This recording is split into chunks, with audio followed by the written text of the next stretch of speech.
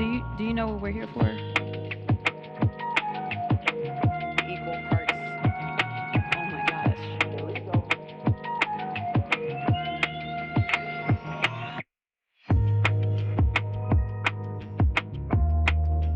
Don't be creepy.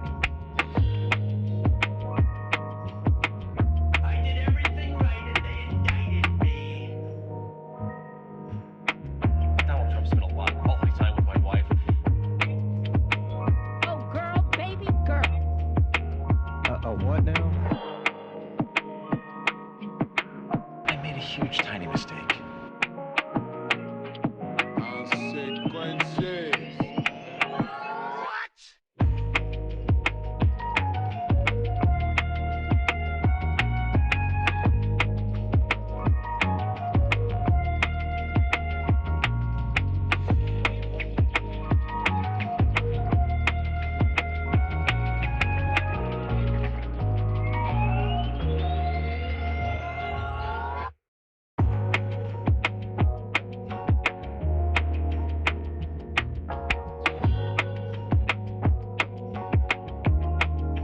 Not gonna do it. Wouldn't be prudent at this juncture.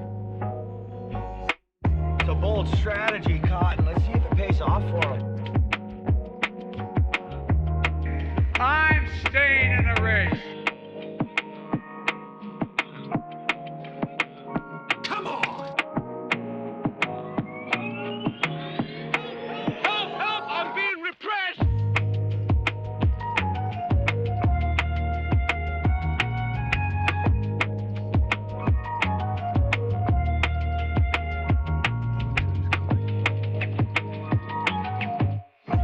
I cannot believe how people come for you already. I don't know if you know this. Phrasing. Are you not entertained?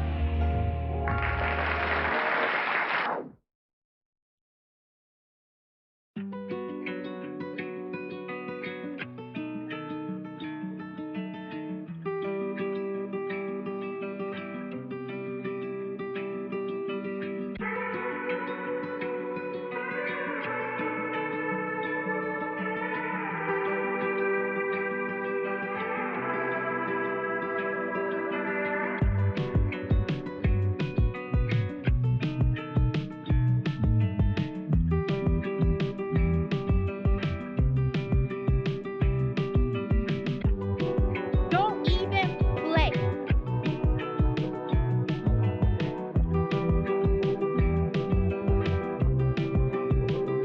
There's no point in you betraying your future self to gratify your present self. It's a stupid game. Rid of the Second Amendment.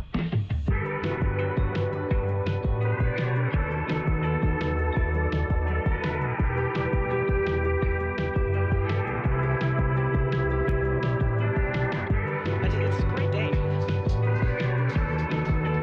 For being said.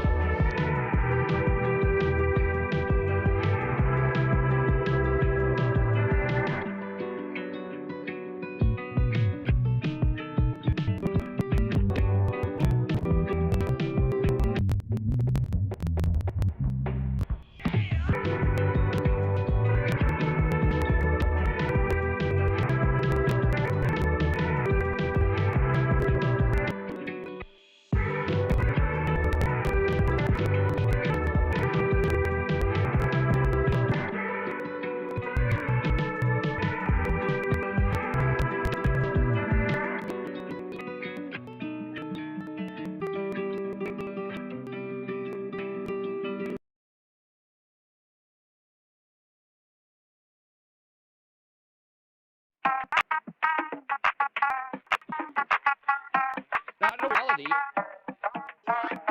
It never occurred to me. It's crazy to work.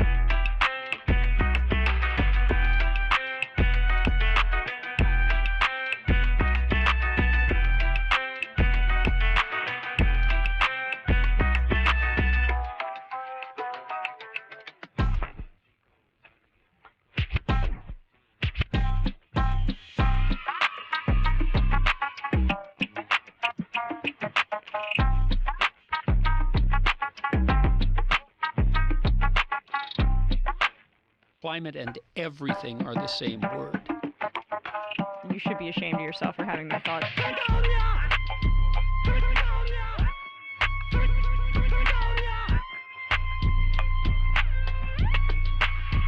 Right now.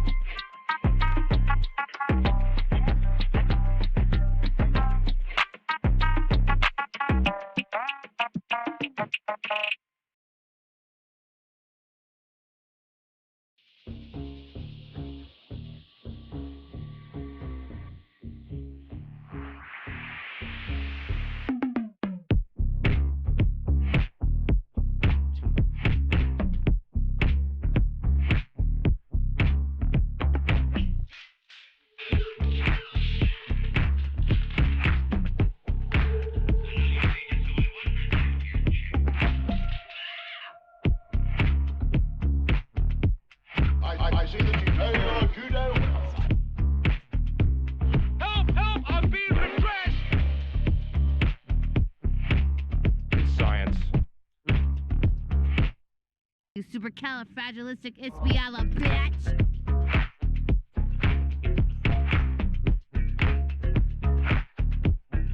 That's too much, man!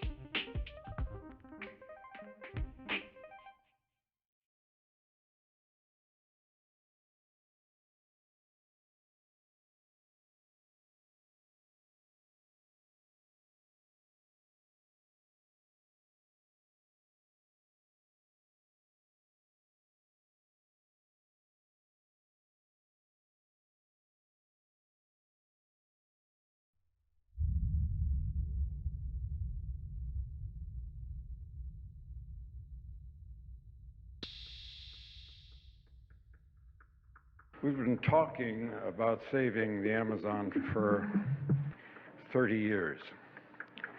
Almost 30 years ago, Sting held a concert to save the Amazon right here in New York. And we're still talking about it. The world's largest rainforest, the Amazon, is crucial to any climate change solution for its capacity to sequester carbon, for its biodiversity, for its fresh water, for the air we breathe, for our morality. And it is on fire. When a room in your house is on fire, you don't say there's a fire in a room in my house, you say my house is on fire. And we only have one house.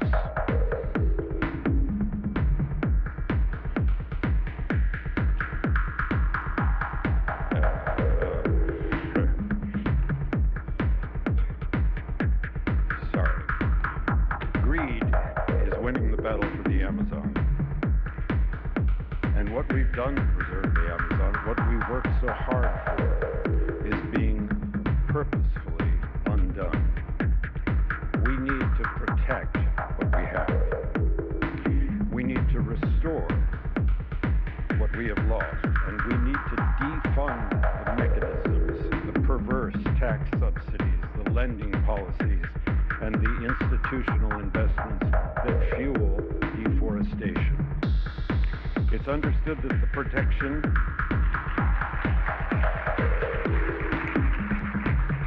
It is understood that the protection and preservation of tropical forests can achieve at least 30% of the emissions reductions we need to protect the planet.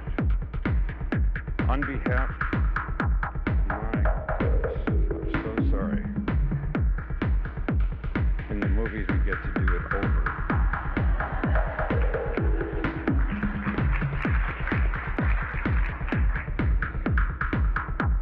And without the Amazon, without securing the largest standing tropical forest in the world, we cannot achieve a climate solution, and nothing else will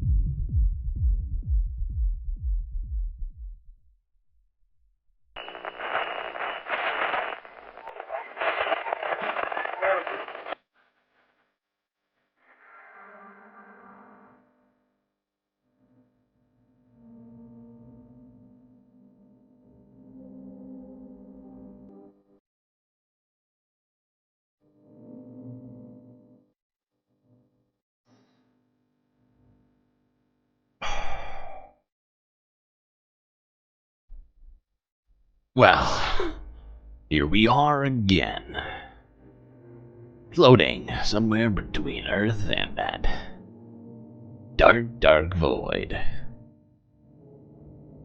Lot to talk about tonight. I mean, my god, it's been too long since we've seen each other. I intended to go all weekend and it was hit by sudden space sickness. But thankfully, I am here now, so we better get right to it, folks. Buckle up those seatbelts. This ride through the void may, in fact, incur some amount of turbulence. Safety first, Ace fams. Now, it is election day eve. Election eve day? No, election day eve. Wait. Election Eve? Is it just Election Eve? It's like Christmas Eve? Yeah, let's go like that. So we're gonna call it election. It's just Election Eve.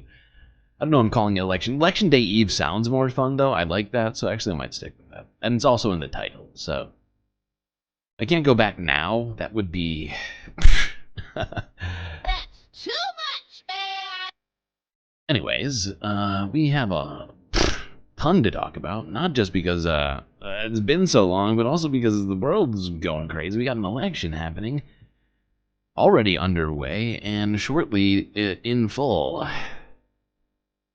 And if you've been feeling any amount of election stress recently, well, have you ever considered baking? That's not my idea. That's an idea from a little clip factory known as the Forbes Breaking News YouTube network. They have some good news for you. It's not just you who's baking out of stress. It's actually a tradition that dates back to colonial times. Arguably the greatest work of nonfiction of the 20th century. Let's see what they have to say.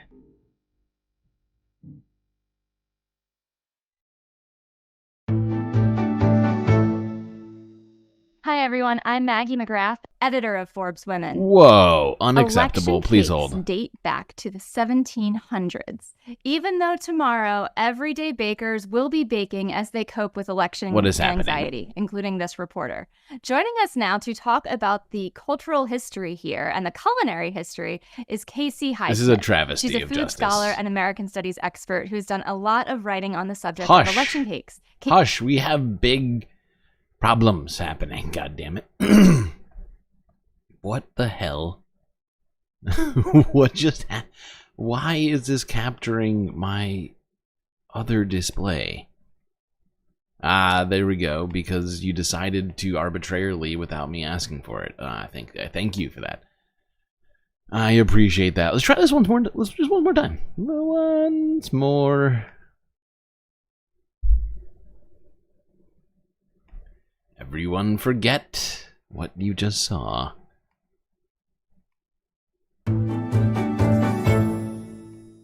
Hi everyone, I'm Maggie McGrath, editor of Forbes Women. Election cakes date back to the 1700s. Even though tomorrow, everyday bakers will be baking as they cope with election anxiety, including this reporter. Joining us now to talk about the cultural history here and the culinary history is Casey Highsmith. She's a food scholar and American studies expert who's done a lot of writing on the subject of election cakes. Casey, thank you so much for joining us. Thank you for having me. I'm excited to be here. So every year around election time, people talk about stress eating, stress baking, but there is a history here, a tradition, if you will, that really goes back. Tradition. Where did election cakes get their start? So they date back to the earliest elections of the colonial days. They were something that were actually brought over, with our colonial forefathers and foremothers, I guess. And so they have their roots in early English cakes as well. And they were simply a cake that was baked.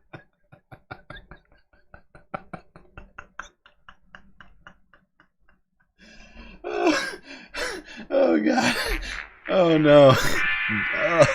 Oh God. Dirk just ripped it wide open.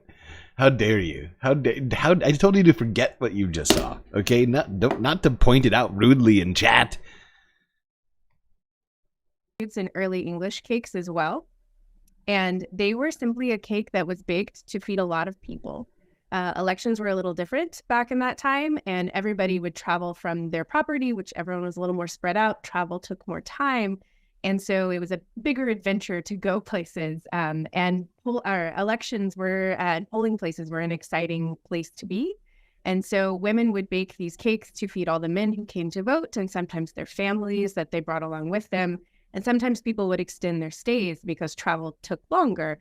And so you'd need cake for longer as well. So the cakes fed a lot of people. They were giant cakes. And then they had a pretty decent shelf life based on their ingredients.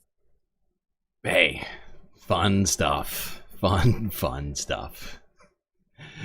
I just figured we started off real light today, considering all of the stuff going on. That it would just make more sense for us to, just sort of get into this just slowly, because things are going to ramp up pretty quick. And by pretty quick, well, you'll see very shortly by that what I mean. But, I just thought of cakes, would maybe get us in a more receptive mood here, perhaps. But yeah, the tradition of election baking goes back hundreds of years. Forbes is Trump or Peter Meta. We call around here Forbes. I don't know. I think you're new to the channel, but Forbes around here we call Forbes Clip Factory, because that's really what they are. I see them as a clip factory And they're definitely a right-wing clip factory. That much is for sure. Although, if anything, I think I could be wrong about Forbes. I honestly don't listen to the guy that much, but I think he might be one of the what are they called? The Lincoln Project guys, isn't he?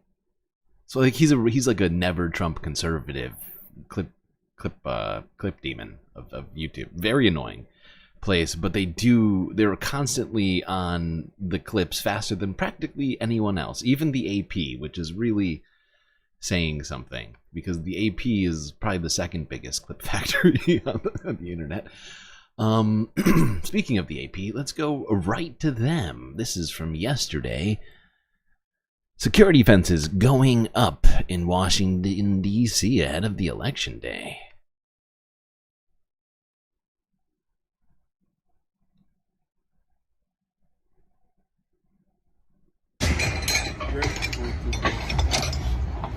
You in? Woo! Come on, baby.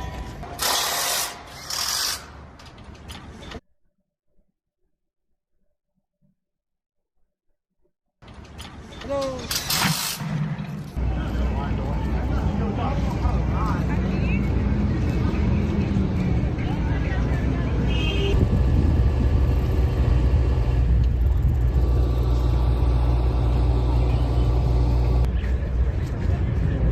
Wow.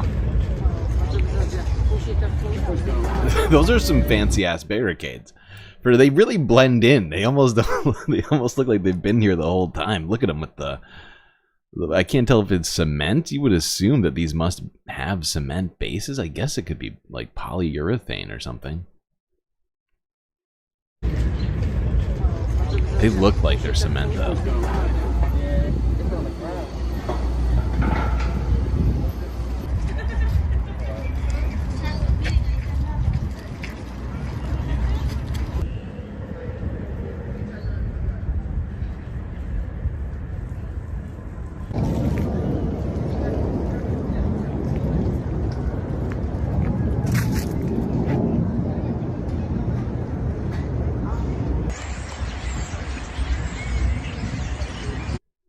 So as you can see, it's not even 2025 yet, and they are getting themselves ready for potential violence. So it's very clear that this time, with Democrats in office, they've decided to take election security quite seriously. I think I have some more footage of this stuff because there's a bunch of preparations going in place right now, as you can see, just all over DC. Here in our nation's capital, meantime, preparations are underway for what could be a very tense few weeks. Now, we already know we likely won't have the results from the election for days, and that means security in the district will continue well past tomorrow. Jacqueline Quinn joins us now live outside the White House this morning with the story. And Jacqueline, those security measures have a big impact on the people in our area and local businesses as well. Yeah, if you're coming down here, you're sure to see them just even around town. But here they are. This is the fencing that's quite high. It's designed for people not to be able to scale it. It's really surrounding the perimeter of Lafayette Square right now. And if you're familiar, Lafayette Square just right across from the White House. And we can't see it because of the fencing and some of the scaffolding that has just gone on over there on Pennsylvania Avenue. And the concern around here is that not that there is a threat at the time right now, but just that there could be political unrest, as we've seen with the January 6th Capitol riots. And again, it's not just in this area. It is something that people are thinking about just around this area here. So some of the businesses that we have seen, they've boarded up their shops just as a precaution. Fencing has also gone up around Vice President Kamala Harris's home in Northwest D.C. near the Naval Observatory. This protection also extends down in Florida at former President Donald Trump's house. Again, we want to stress that there is no threat at this time, but law enforcement plans to be ready. We will not tolerate any violence of any kind. We will not tolerate any riots. We will not tolerate the destruction of property. So So again, you want to be aware of some of the potential closures, and we want to let you know that Vice President Kamala Harris's her election night headquarters is going to be at Howard University. So you can expect some closures, some streets to be blocked off, especially for parking in that area. If you're headed around here in the next 2 days, just be aware that there are going to be a lot of detours for you. For now, we'll send it back to you guys. All right. Thank you very much for that report, Randy Ayala. In fact, yeah, I mean, it's pretty clear just how much effort is going into this right now. They do not want to see a repeat of January 6th, and I don't think anybody here does either.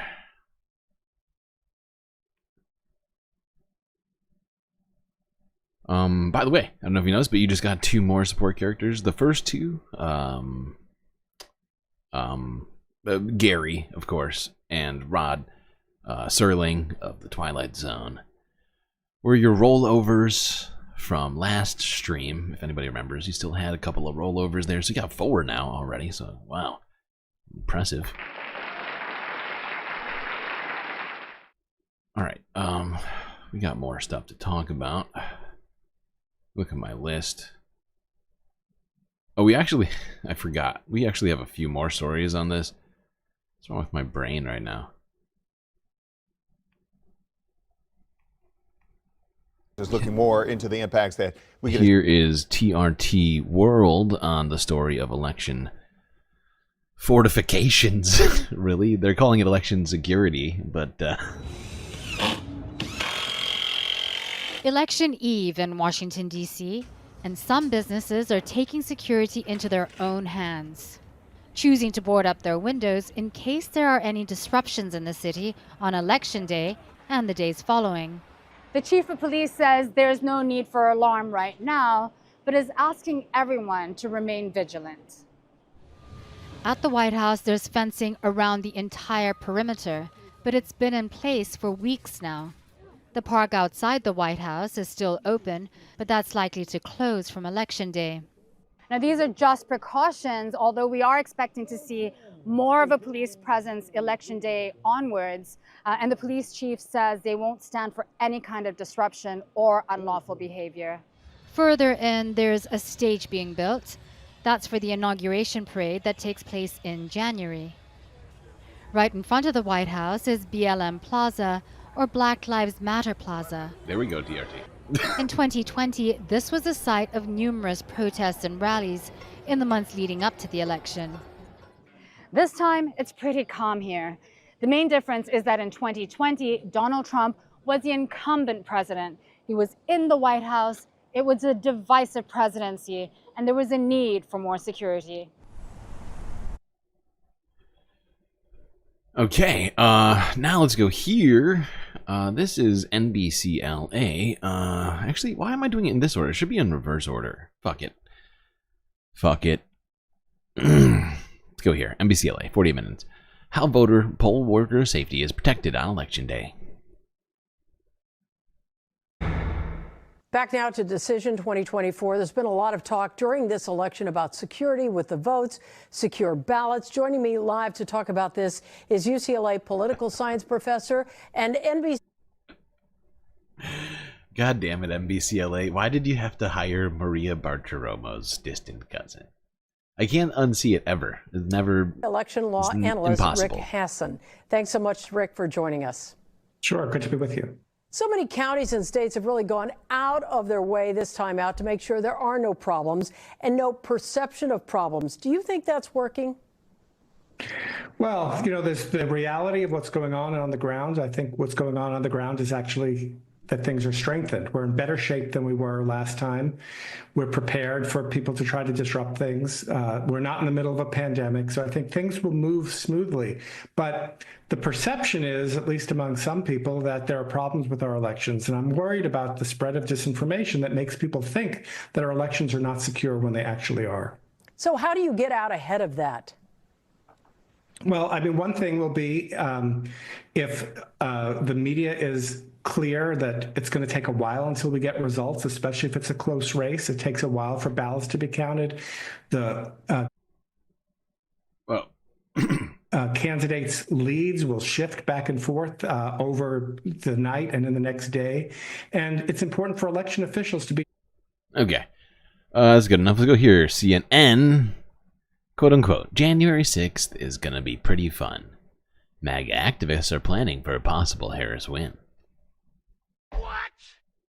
Vice President Harris is speaking right now in Reno, Nevada. These are live pictures. She's got another event in a few hours with Jennifer Lopez in North Las Vegas. We are still obviously days away from ballots being counted, but supporters of the former president already pushing false claims of voter fraud and promoting lies about a rigged election. Of course, they did this 4 years ago, and they made a lot of money off it. None of it was true, and now it seems they are gearing up, doing it again. CNN's Donnie O'Sullivan has more now on the multi-front plan some Trump supporters have to contest the election.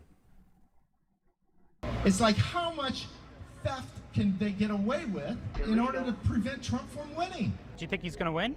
If we have a fair election, yes. This is There's way no down. way he Why is can this lose down here so far? fairly. Fairly, there's no way he can lose. Fairly, there's no way he could lose. Stolen election.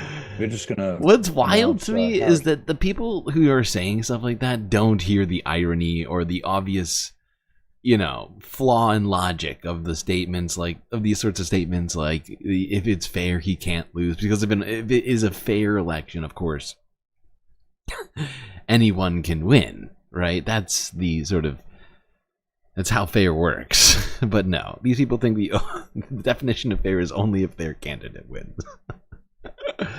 Oh boy. Help! Help! I'm being repressed! There's no way he can lose fairly. Fairly, there's no way he can lose. MAGA World is preparing its followers for a stolen election. We're just gonna announce Harris is the winner. We're gonna go, we win again. Illegal. And now try to stop us again. And what's different this time is we're going to be able to stop them. Is there anybody here in North Carolina ready to take this nation back by any means necessary? Say yeah, yeah, yeah. They're laying out step-by-step plans to overturn a potential Harris victory. These are not random Trump supporters. These are influential figures in the MAGA movement. I mean, not just influential figures. What they end up doing. Some incredibly problematic individuals. I mean, fucking, you got Steve Bannon going by there, you know, 2 days after getting out of jail.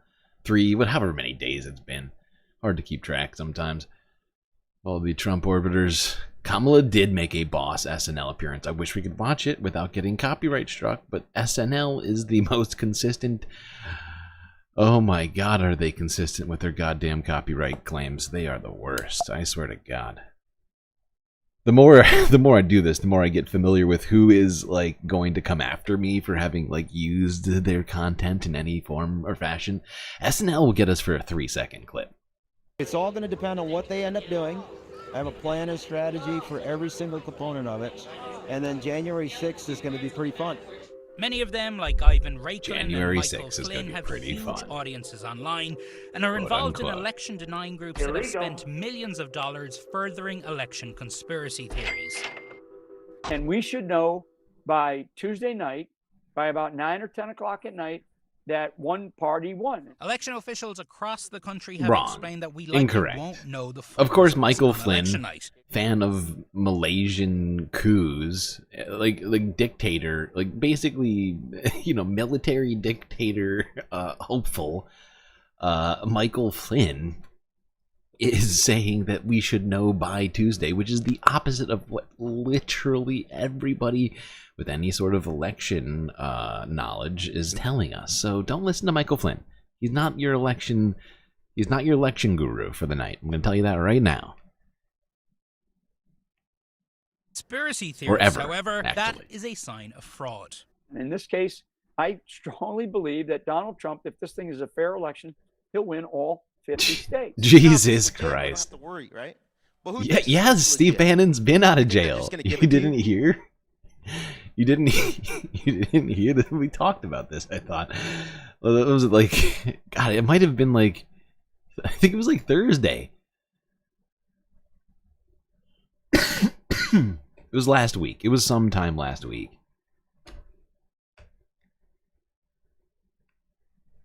We don't have to worry, right? But who thinks it's going to be legit? You think they're just going to give it to you? Yeah, No, but this is gonna be a fight. the problem with Steve Bannon, right, is that the only thing that they actually had Steve Bannon on, technically, if I recall correctly, was his refusal to testify when he was compelled by subpoena, which is, of course, you can't do that, right? And there is a moderate sort of like number of sort of sentences that go along with it, but it's not like I don't even think it.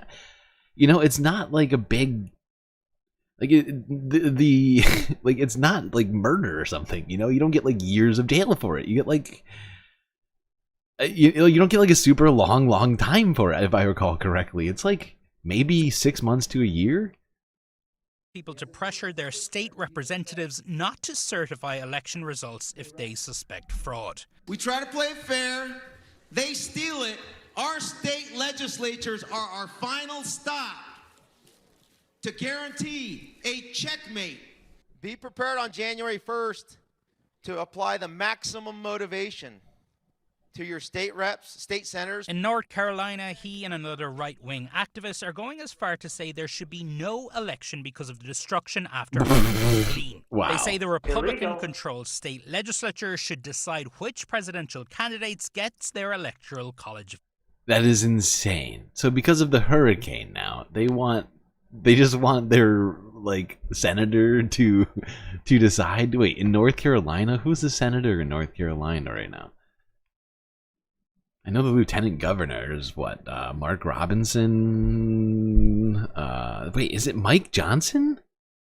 Wait, is it Mike Johnson? Oh my God, I think it's Mike Johnson. Senator, North Carolina. That's not how you spell Carolina. No. Tom Tillis and Ted Budd, both Republicans. Wow. Sounds illegal. Illegal. You don't have to do this popular vote in the state stuff for this federal election. We don't have to do it. You got 120 House reps. How many of those are Republican? The majority. How about? Oh my God, this guy does kind of look like Voldemort. I can't unsee it. So then how is the House body going to likely vote with your motivation for the Republican nominee? What about the Senate? Oh my God. Majority. He's like a slightly less sickly looking Voldemort. He's like if Voldemort worked out a little bit, basically. And instead of wearing robes, like a very just a shitty button down. Fringe, and it is extreme, but a Republican congressman endorsed the idea at an event with Although Raycliffe. next to other people, I take it all back. When he gets next to someone else, he immediately looks even more like Voldemort. Oh my God. You can't unsee it. You just can't unsee it now. That's it. Congressman endorsed the idea at an event with Raycliffe. To say, hey, look, you got disenfranchised in 25 counties. You know what that vote probably would have been, which would be, if I were in the legislature, not to go, yeah, we got to be in the legislature. Before eventually walking it back. The idea that the only way Harris can win is if the election is stolen is being pushed across hundreds of MAGA media outlets, and that's not how democracy works. And I think these people should, in fact, know that full well, as they all seem to be adults, people older than I. And it's strange that they seem to have forgotten what the whole process even means, or how it's supposed to go. It's not preordained just because you really like somebody. And some of your friends claim that they also really like somebody. That's not how you make reality. I don't want reality. Okay, that's fair, Mark Wayne Mullins. Former president himself.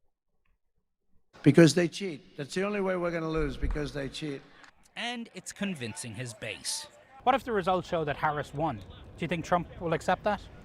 I don't think anybody will accept that because we know it's going to be a lie. But if that's what it is, it's what it is. We'll go from there. We'll have to see what happens. Yeah. So I just...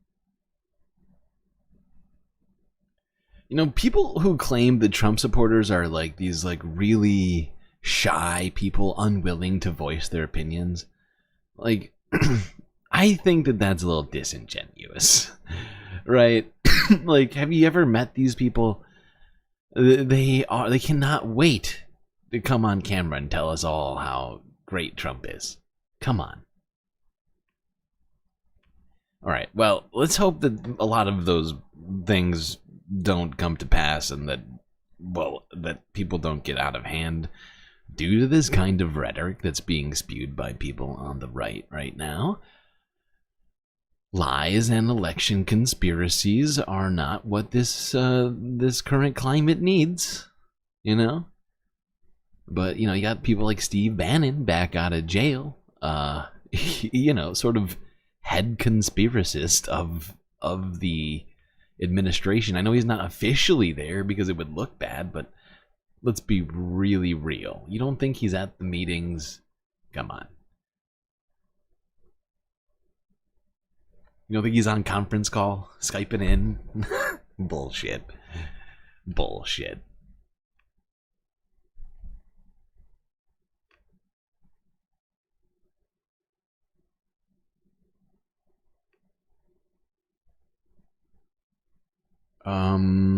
Let's see. Oh, you know what? I don't know if you've seen any of the recent videos of Tulsi Gabbard, who is now a conservative now, quote unquote. Even though she's always basically just been, you know, just a terrifying person in a lot of ways. But, you know, let's go here to this. Just to remind us of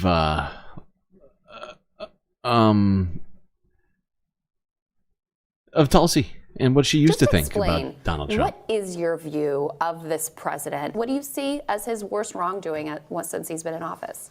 Look, there is no question in my mind that Donald Trump is unfit to serve as president and commander-in-chief. I've said this over and over again. I am running for president to defeat him for that reason. He has made many decisions that are counter to the best interests of the American people, our country. Our country and the people? Counterintuitive? Many decisions? What? What? Would you drum up? I'm very confused, Tulsi. Haven't you been out there telling us all how great Donald is lately? So weird. It's very confusing. Is everybody as confused as I am? Alright, let's go here. Quickly, if you haven't seen this clip, here's J.D. Vance responding to questions about Israel's decision to ban UNRWA from the country, which they did earlier this week. You may have missed as well, I suppose. My name is AJ Jones, WCMU local public radio station. I have a question about foreign policy. Sure. This week, the Israeli parliament passed a law that would ban UNRWA, the United Nations Refugee Agency for the Palestinians. The Biden administration opposed that decision. Now, I want to give you the floor here. Would a Trump-Vance administration support Israel banning UNRWA? And as a follow-up, would you earmark any federal aid for humanitarian causes in Gaza as the current administration has? So, couple of things. First of all, of course, we want to save as many civilians, both Israeli and Palestinian, as possible. The most important way to do that is to end the war. And this is why I think that Donald J. Trump, I've never seen anything like it in American politics, where you've got the people in the United States who are a little bit more pro-Palestinian and the people in the United States who are a little bit more pro-Israel. I think they recognize, both of them, that Donald J. Trump is the best candidate because he's the candidate of peace and prosperity. And that's a big difference. When you've got a chaotic leader like Kamala Harris, when you've got a person where fires just spring up all over the world, everybody knows that it's the innocent people who get caught up in the conflict. Everybody knows it's the vice president who's in charge of foreign policy.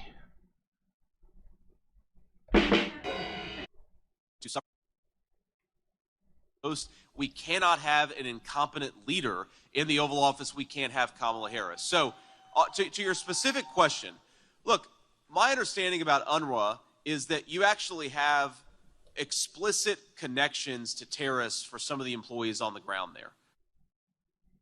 So there's a pretty clear distinction. At no point, I don't think I've heard Kamala claim that UNRWA is a terrorist organization, but here's J.D. Vance saying it explicitly, that he believes that he has seen evidence that it supports that claim, that Israeli propaganda claim that a UN aid agency is a terrorist organization. So yeah, if you think that Donald Trump and JD are going to be better than the current administration, I point you to this video right here. That's disgraceful. Oh yeah, it's disgraceful for you to even suggest it, okay, JD? That's what's disgraceful. Connections to terrorists for some of the employees on the ground there, right? That's disgraceful. And that means that whether it's the entire organization or certainly some of the people on the ground, they have to do better at vetting their people so that you don't actually have explicit terrorist connections. Again, explicit terrorist connections. This is a sitting senator, a vice presidential candidate, saying explicit connections, which is essentially him claiming that he has evidence that no one has seen. I don't think anybody here has seen any evidence to support this claim yet. And Israel made it 6-8 months ago? How long ago did they make that claim? Has anybody seen any evidence to support it yet? I personally have not, and I am pretty you know, on the pulse most days.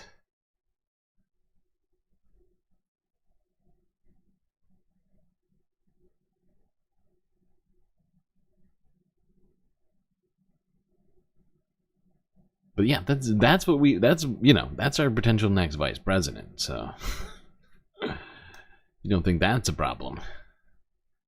Let's not forget that this guy's back out of jail. Although we were already talking about it, weren't we?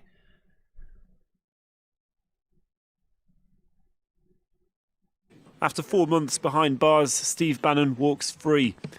Speaking in New York, Donald Trump's former advisor is picking up from where he left off, wasting no time ahead of the presidential election to come. I'm far from broken. I've been empowered by my 4 months at Danbury Federal Prison. Why was I empowered? Because I was able to listen, to observe, and to learn from working. Okay, we don't need to hear all of this. This guy is talking about his learning experience in jail. That doesn't seem good. Okay. But yeah, let's not forget that. And so yeah, he did get out of his it looks like it was on Thursday evening, I think, that's when he was actually released from prison. Alright, let's go on to this. This was AOC responding to that disgusting speech at Madison Square Garden. This was actually, I think this was like last Tuesday. We're just going through a bunch of different things here till we get to the more current shit. We do have a bunch of stuff to look at. It's current.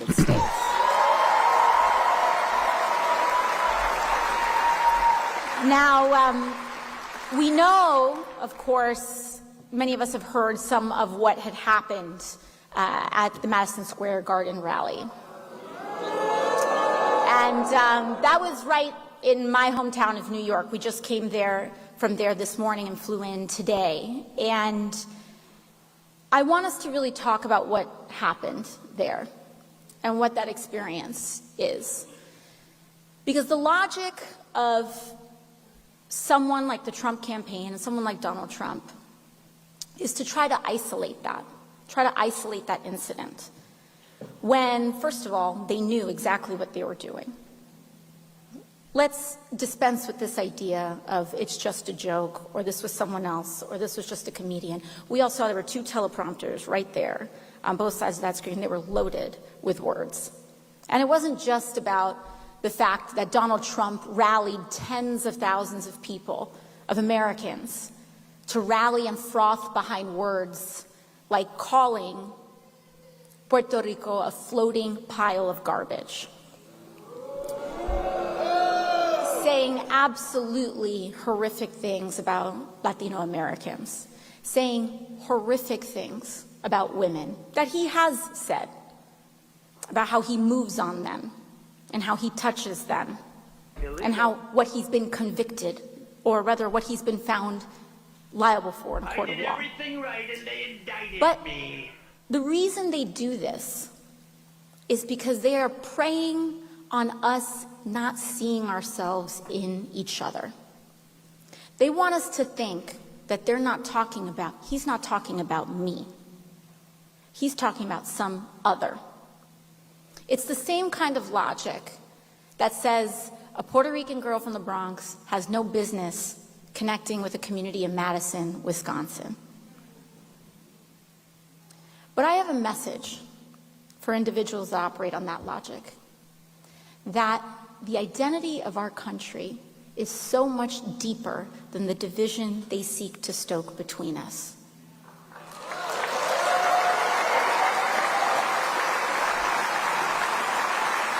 And every day. I didn't want to let her go too far. I feel like I have almost. But, you know, she was talking about those teleprompters and how they were loaded with words. I think that's one thing nobody should forget, is that all those jokes that Tony Hinchcliffe said at that rally were cleared by the Trump administration. They had their hands on those jokes. He had to give them a list of jokes to approve to even be allowed on that stage. Okay, so it wasn't an accident that he said the things that he said. It wasn't some fringe belief of one rogue comedian. It was vetted and supported by the administration itself and put out there in Madison Square Garden for the entire world to see. All right, now let's talk. Let's go to this, actually, first. To get us back to more current shit, let's go to the Majority Report with Sam Cedar from 2 hours ago. They've got a clip of a thing, and it's maybe a good way for us to avoid getting copyright struck. I don't know. I really don't.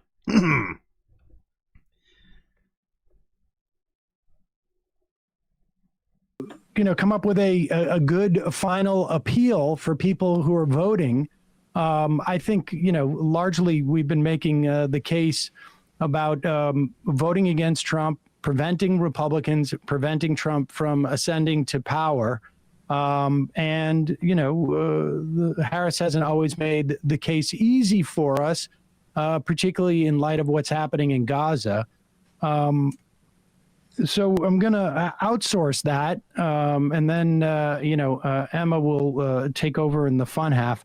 I will say that, we're going to wait until probably end of week, if not next week, to go over the Tim Pool debate.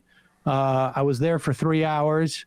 I've got some pretty funny stories, and, Tim and I hit a bunch of topics that I think are going to still be relevant. And by the way, if you haven't checked them out yet, I've been clipping that interview, debate, whatever you want to call it, and have been trying to clip more of it, but, there's only so much time in the day, even in space, and so I'll try to get to more of it, but do check those out. And what was I going to say? Because there was one thing I was going to say, I totally forgot now, because he brought that up. Oh, son of a bitch. Hold on, I have to go back, just because my brain just broke. Probably end of week, if not next week, to go over the Tim Pool debate. I was there for 3 hours. I've got some pretty funny stories, and, Tim and I hit a bunch of topics that I think are going to still be relevant after the fact of this election. It wasn't, we weren't doing a lot of why you should vote for Trump or Harris per se. But John Oliver had a great closing monologue. I guess it was last night. And we'll put a link to it, the full 14 minutes, but I want to play the last 3 minutes. he addressed and used both clips of people who, couldn't bring themselves to vote for Harris because of what's happening with Gaza. Oh, that's what I was going to say. And those... That's what I was going to say, because I don't think he brings it up, or at least I don't think he brought it up during this clip, or they clipped it out. But Sam's mom died, so R.I.P. Sam's mom. I'm sure she was a great lady, considering the awesomeness of her son. It's unfortunate. 30 minutes left of your birthday. Oh, wow. Would it be acceptable if we do a birthday song at the break? It's going to be in like an hour, though. So, I mean, can you accept that? It'll still be technically your birthday in place. Palestinian Americans and Arab Americans and Muslim Americans who are going to vote for Harris. And just the way that he sums up the idea of voting, what its relevance is and is not, I think is pretty poignant. So let's play this clip here. Yeah. So I think that was pretty good. I mean, it's definitely worth watching the whole thing in terms of his perspective on voting and the implications of it. So check that out. Hey, Donald Trump has once. Yeah, and I think that is often how Sam tends to come at these sorts of big general elections. I think he always has kind of been that way. I think he even did the same thing in if I recall correctly, did the same thing in the 2016 election, even though he was like vehemently critical of what had happened with Bernie Sanders leading up to it, which to me, is it's just integrity, really. At least that's the word that comes to my integrity. Integrity.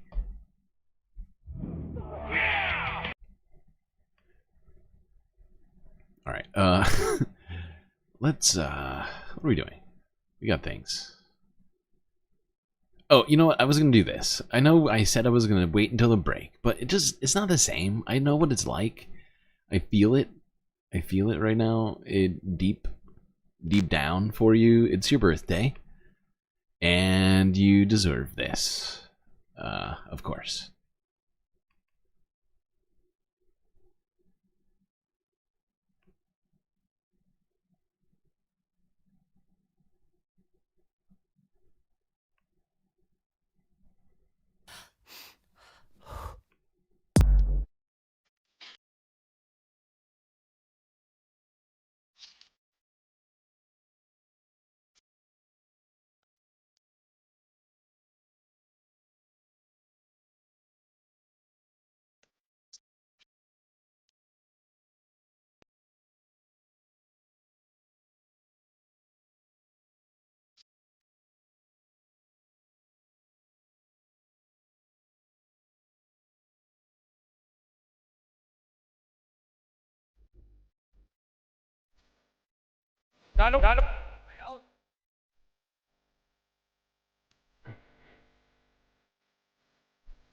It's a bold strategy, Cotton. Let's see if it pays off for him.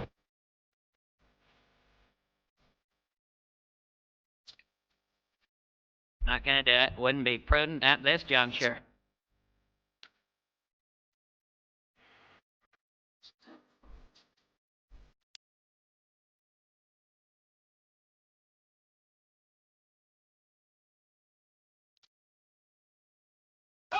I'm feeling the strength.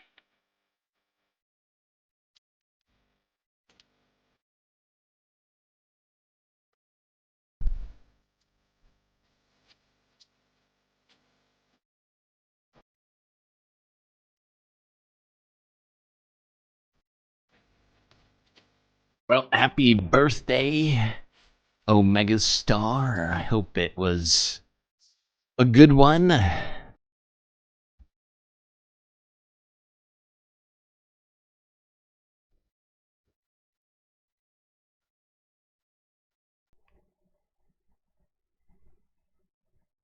A birthday continues for 24 hours after the hour of birth. True. I believe that Omega Star is in the United States, and the birthday will be over in, what did you say, 30 minutes? So, you know, I felt it necessary to just do it now. I said we would do it at the break. I just figured we'd get it out of the way. We'd just get it done.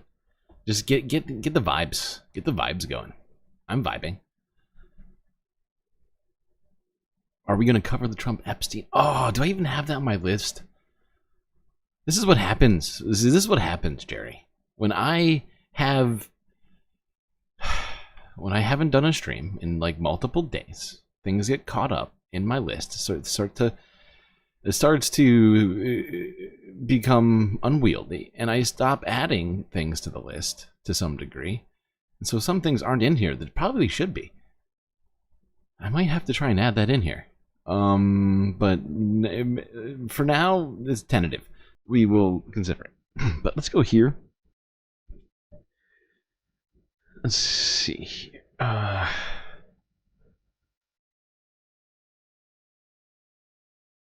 Is this Billie Eilish? No, that's Bambi Thug.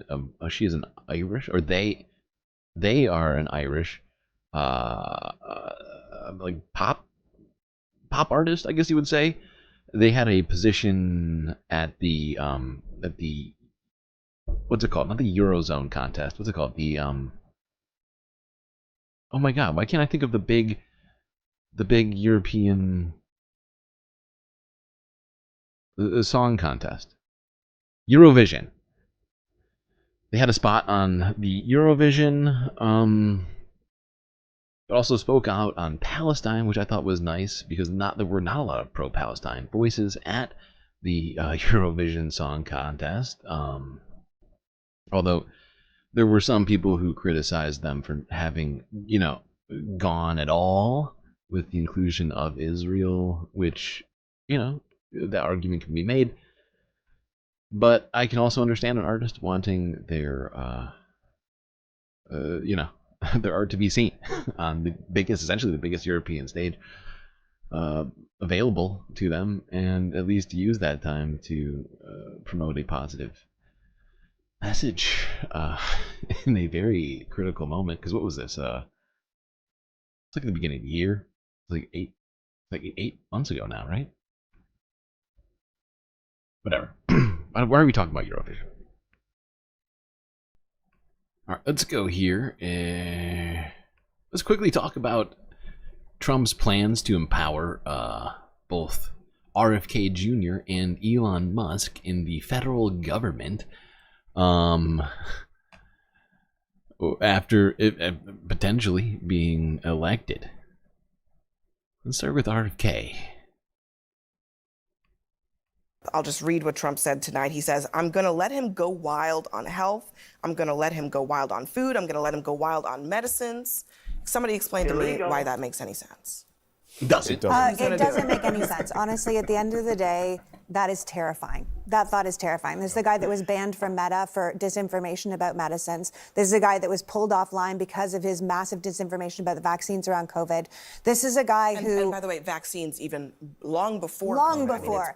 I mean, his claims are completely As debunked. someone with a child in school, I'm sure a lot of Americans have children in school, the idea of having vaccine mandates for all diseases pulled from schools, we're going to have a resurgence of smallpox, of measles, of polio. Why would we do that to ourselves? Who asked Is it for so that? cynical? I mean, is this just a cynical play for votes? I mean, he's on the ballot in some places. He wants those people to come to his side. He's promising the nation's health and science to somebody who is a conspiracy theorist on those very issues? I mean, one of the sub-agencies that he did not mention in that list is CMS, which administers all of Medicare and Medicaid. So do you want RFK Jr. responsible for your parents' health care?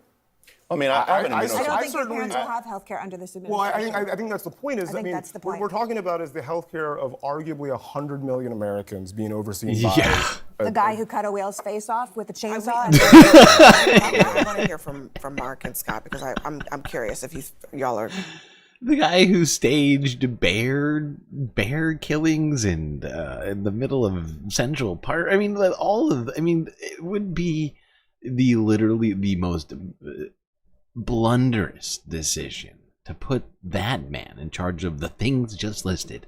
Health and Human Services. Not the NHS, the NIH, right? Like all of these other sorts of, I can't even remember each one, but it's just too many. It should be 0. All right, let's talk about Elon Musk real quick. Actually, I think we already know what he wants to get. Well, this is going to be a lead into something else, so fuck it. Whoopsies, what just happened?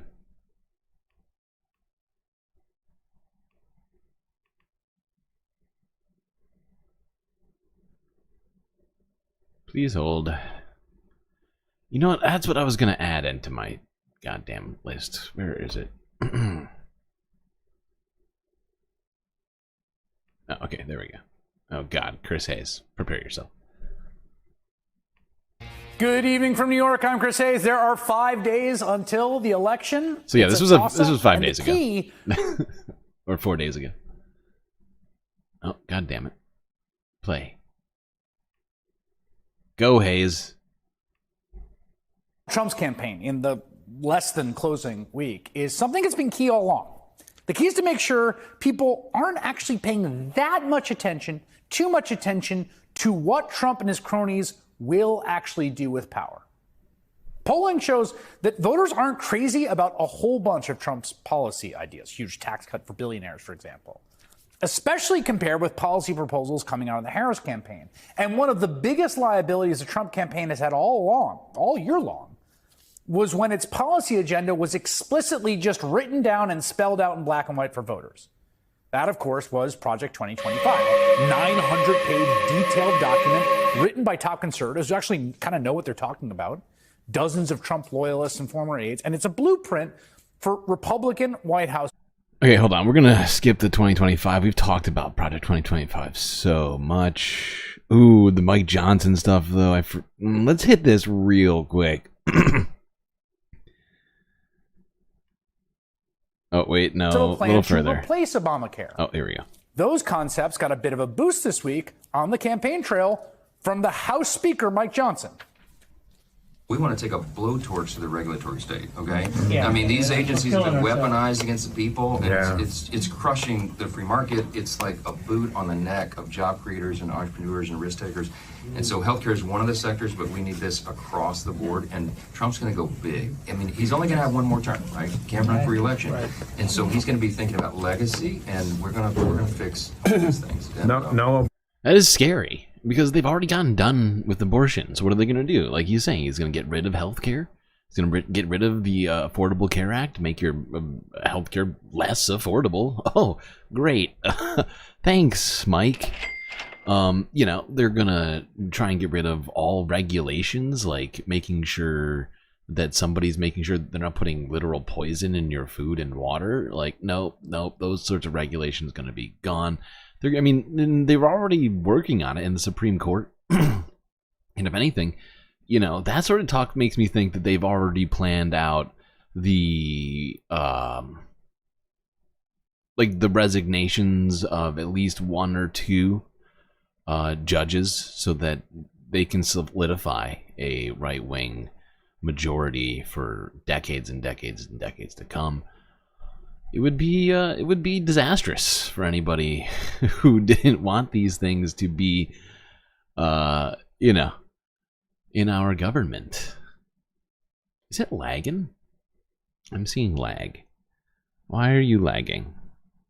All right, but he also wants to give Elon Musk some some big powers, and I'm sure Elon Musk would have plans on that. Nearly every reputable economist says it would cost average Americans thousands of dollars more a year than they already pay in taxes, like a net increase in the amount of money out of your pocket. It would definitely accelerate inflation because it makes things more expensive and likely cause a global trade war, possibly a global recession. Trump also has a plan to slash the federal budget across the board. The plan is to hire the world's richest man, Elon Musk, as some sort of spending czar to cut $2 trillion out of the budget.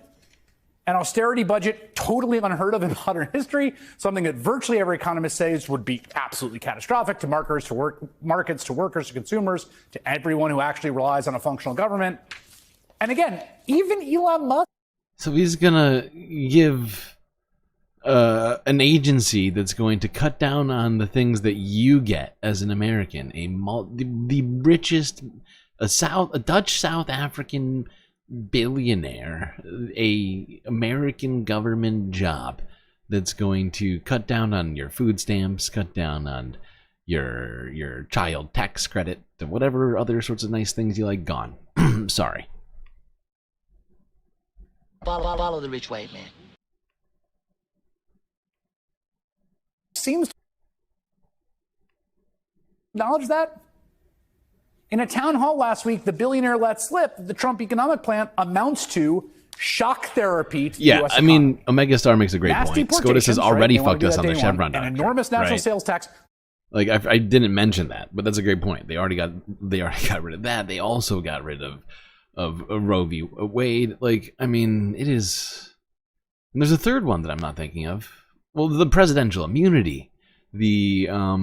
But there's a fourth one. I mean, so far, Donald Trump's Supreme Court has done an incredible amount of damage.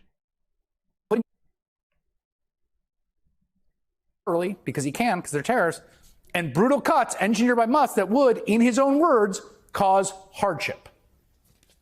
We have to reduce spending to live within our means. Help! I'm being repressed! And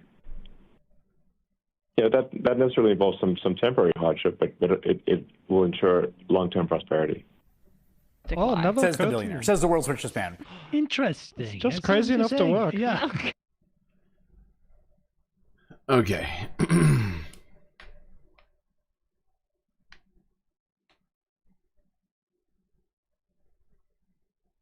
Can anybody remember what the other one was right now? Why can't I think of it?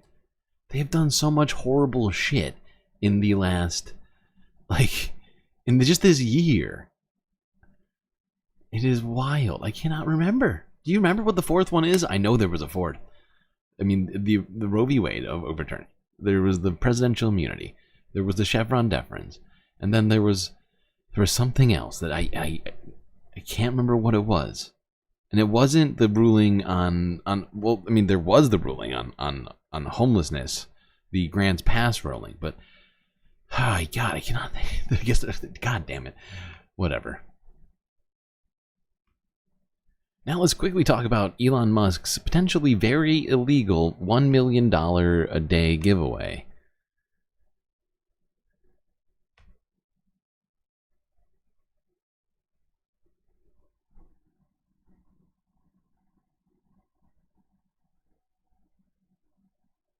Make your argument. This morning, DA Krasner was here to testify. Elon Musk didn't show. What? We are going to handle this case and continue to handle I'm sorry. this case. I didn't handle that. On mischief night. That's my fault. That's my fault. I didn't handle that properly. Because really what it deserved was this. Hold on. Where is this one? I think it's, yeah. Right? Is it this? No? No. Not that one. Where is it? Why can't I find this? Yes. You know, I need to label my soundboard. I just try to remember it by memory. Sometimes it doesn't go as well as it should.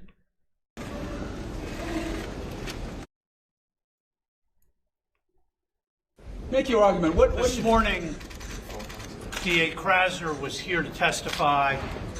Elon Musk didn't show. We are going to handle this case and continue to handle this case on mischief night. Elon Musk and... You know, I find very interesting. Does anybody here know,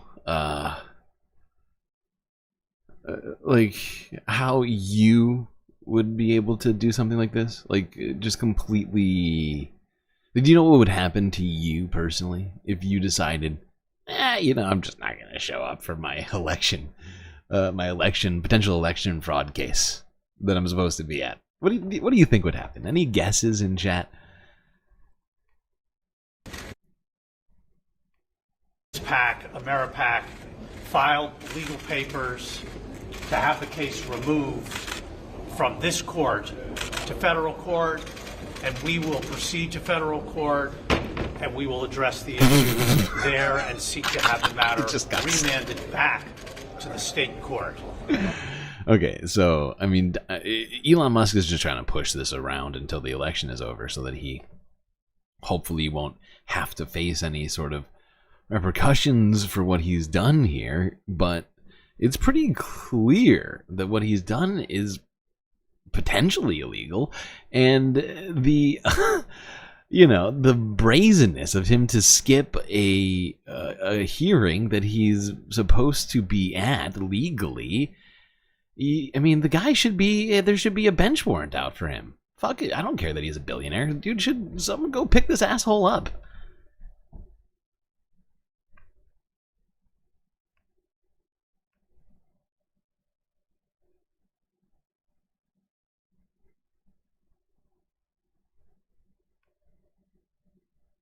All right, let's go here to this. This was actually, you know, we're going to skip this one because we're going to watch, I forgot, we have the most recent one, don't we? Yes.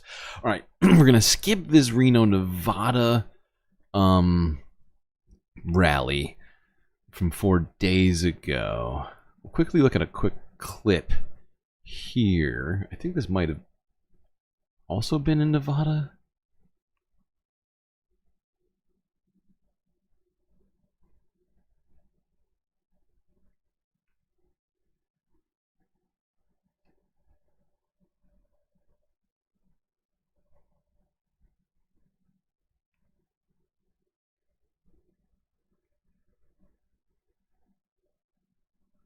You don't own X? Wow.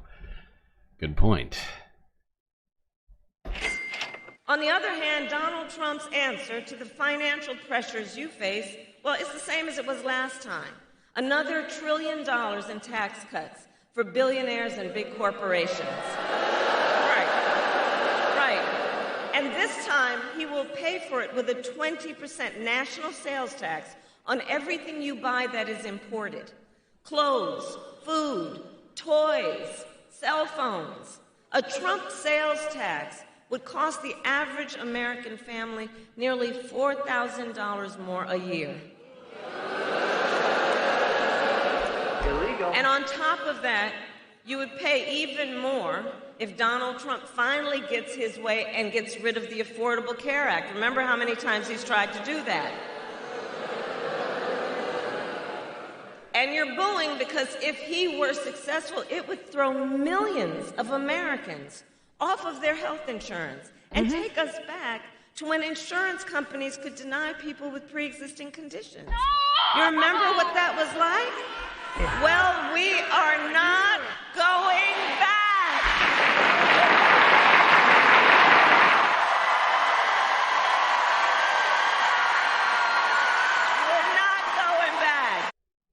She's right.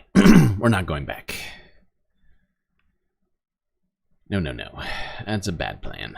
Going back. Why would we do that? Why would we do that? Why would we want to do that with pretty much anything?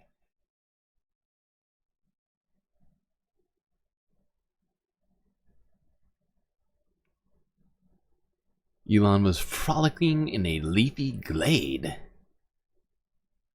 Nothing wrong with that. He's allowed to frolic. In fact, I encourage him to frolic. And then get arrested for election fraud. You know? In that same leafy glade. Let's quickly go here to a girl you might know from the block.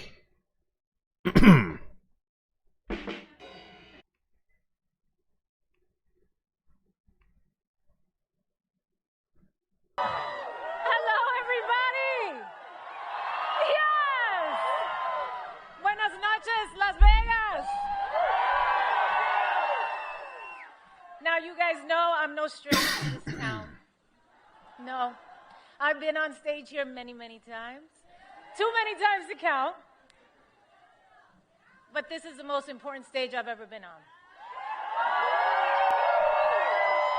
And let me tell you, it has never felt the way it does tonight. It has nothing to do with me and everything to do with you. The energy in here is just electric. Can you guys feel it? Can you feel it? It's amazing. The election is just 5 days away, and there's so much at stake. The choices facing America now are monumental. And you guys have made this place a city where dreams come true, where people from all walks of life have planted a flag in hopes of creating a better future for themselves and their families.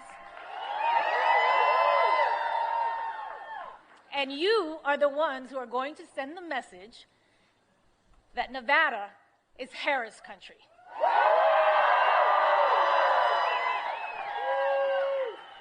Kamala Harris is running for the people who dream, for the parents working overtime, the kids studying by streetlight, the teenagers practicing in the basement. She's the only candidate that wants to raise the minimum wage and make college more affordable, keep the Department of Education, and even put a teacher in the vice president's job. That's right. On the other hand, her opponent wants to kill the Affordable Care Act and eliminate the Department of Education. Illegal. Right now, we are on the brink of an election that demands a choice. A choice between backwards and forwards, a choice between the past and the future, a choice between divided and united. And if you are anything like me and you value the idea that in this country, any child from any background can not only work their ass off to bring their dreams to life and be able to do so with dignity and respect for their neighbors, then it isn't much of a choice at all.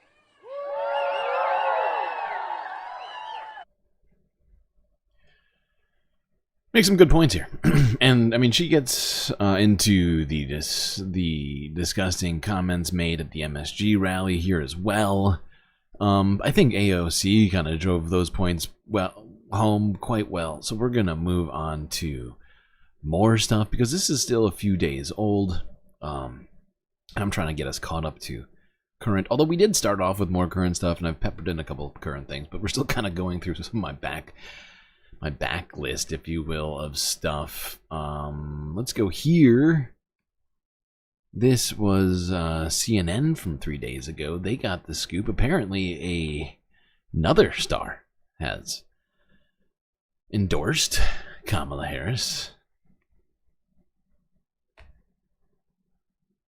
This one's an NBA champ.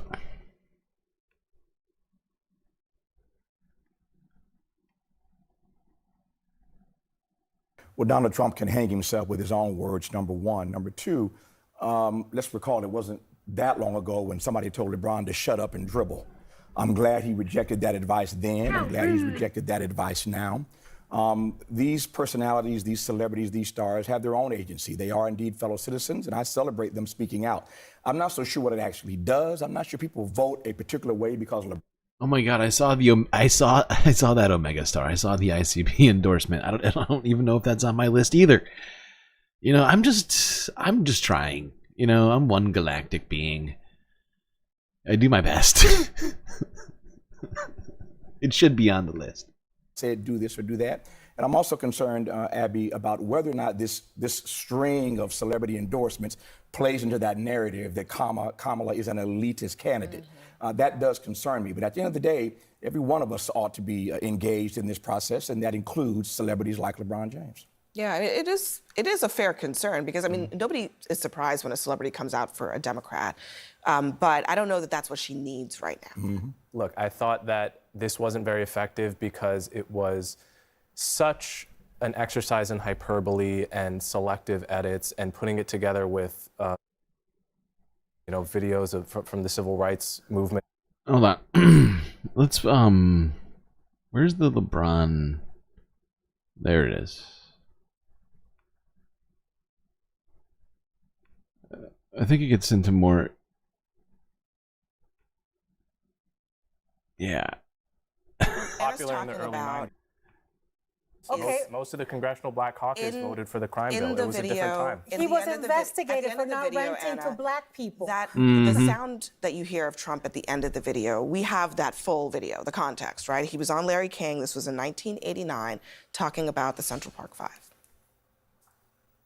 A reporter asked me whether or not I had any compassion or feeling for the people that did it. Do I have hatred for them? And I said, look, this woman was raped, mugged, and thrown off a building. Thrown off a building, on top of everything else. She's virtually, I mean, she's got some major problems, to put it mildly. I said, of course I hate these people. And let's all hate these people, because maybe hate is what we need if we're going to get something done. Jesus, I say that. Maybe hate is what we need is the part that was used in the video, but it was used to make the point that Trump, at that time, took out a full-page ad in the New York Times proclaiming the guilt of these 5 black and brown men, largely because they were black and brown. Sure, I don't want to debate what happened with the Central Park Five. I think we all know the story there. The question for me as a strategist is whether or not this is going to be effective. Most celebrities... Yeah. We don't need we don't need this part of it. Like, I honestly don't appreciate CNN's commentators usually, and it's because I don't need them to come to all these conclusions for me. All right, it's very annoying. Very annoying. I think you all agree. I could be wrong. We can come to our own conclusions, I think. And you know, the fact is that the endorsements are to some degree going to make a difference. How big of a difference? It's really hard to quantify right before an election. It's not like people are like, there's no system to like verify and like keep track of you know, how much this is actually changing things. The people can make guesses on things. Like after the Swift endorsement, we saw a massive uptick in young voter registrations for like 2 weeks or something like that. It's hard to say for sure if that's you know, correlation is not causation, right? Blah blah blah. So yeah, we can go on and on about it for forever. We're not going to do that though. So let's go on here to this ridiculous display from 2 days ago. Donald Trump had some weird mic problems.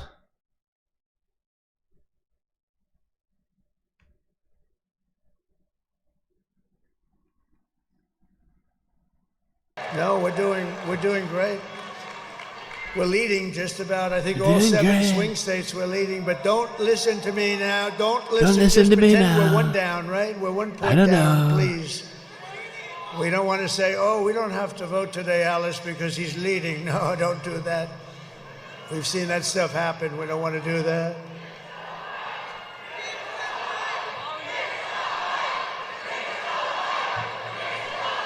Oh, the mic. Yeah, I think the mic stinks. I think it stinks. Wow. Crazy. Crazy. Oh, that's what I was wondering what the hell they were shouting. I think this mic stinks, by the way. And then we don't pay the contractor. I say, don't pay the contractor. Then they write a story. Trump doesn't pay his bills. He's a bad guy. No, the mic is terrible. I had another one. You know what? I've done 3 of these today. Somebody said maybe what we could do is maybe we could just skip the last one. I said, there's no way I'm skipping. There's no way. And this is the best one of all. Look at this place. Thank you. The ladies from North Carolina, 259 of these they've come to. Look at them. They're beautiful. I don't know where the hell their husbands are. They're married. All of them are married. But they're great, and thank you very much. We're rounding the turn, aren't we, huh? We're rounding the turn. And we have front row Joes over here. Look at them. And we have Mr. Wall over here. You know what is sort of sad? Is that mic now better back there? Oh, that pisses me off. They don't get it. Illegal. Well, the mic at Madison Square Garden worked very well. Was that a great event? But honestly, it was basically the same crowd as you have here, right? Same thing. Your NBA arena, your team is very good. I would say the Greek is a seriously good player. Do you agree? And tell me, who has more Greek in him, the Greek or me? I think we have about the same. Wow, dude. He's a great Wow. player, maybe the best player in the NBA, actually. Wow. Wow. That was racist. Right? He's a... Let's try that again. I think we have a... And tell me, who has more Greek in him, the Greek or me? I think we have about the same, right? He's a great player, maybe the best player in the NBA, actually. I don't know if anybody knows who he's talking about. Giannis Antetokounmpo, who's from Greece, who's a NBA player, who's maybe one of the highest NBA players in the world, in the entire league. I mean, the league for highest paid basketball players in the world. Certainly one of them, and one of the best players in the world. And he's claiming he's not Greek enough because, I don't know if you know this, he's part black. I think Nigerian? I can't remember, but this is disgusting.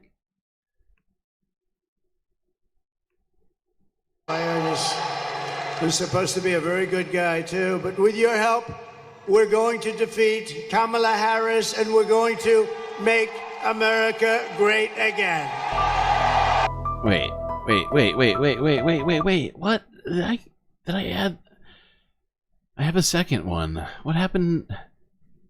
Yeah, I have a second mic clip here. I think, yeah, please hold.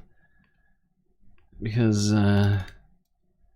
Donald Trump did some other stuff with the mic.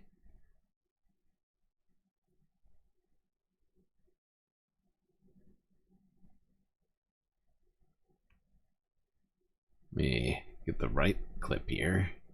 I mean, I'm kind of glad we saw that. I mean, he just, wow. Okay.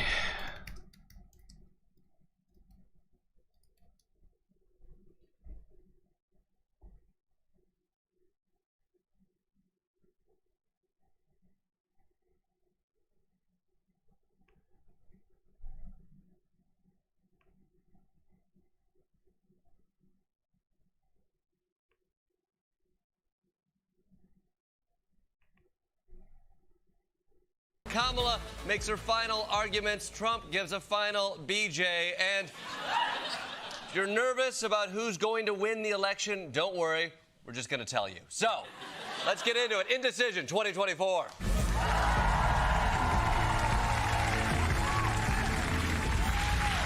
Guys, tomorrow is the big day. At long last, Tilda Swinton's birthday. Oh, she's turning ageless, so congrats to her. Tomorrow is also Election Day. And look, I'm not in the prediction business, but I still think Joe Biden can pull this off. But meanwhile, Donald Trump and Kamala Harris have both been making their closing arguments. For Kamala, it's a message of unity, hope, and check out who my friends are. A megawatt all-star lineup on the trail. You can see some of the scenes right there on your screen. Performances from musicians like Mumford & Sons and Gracie Abrams. She has Glorilla out here. She has Cardi B, who wasn't even going to vote. Wait, hold on.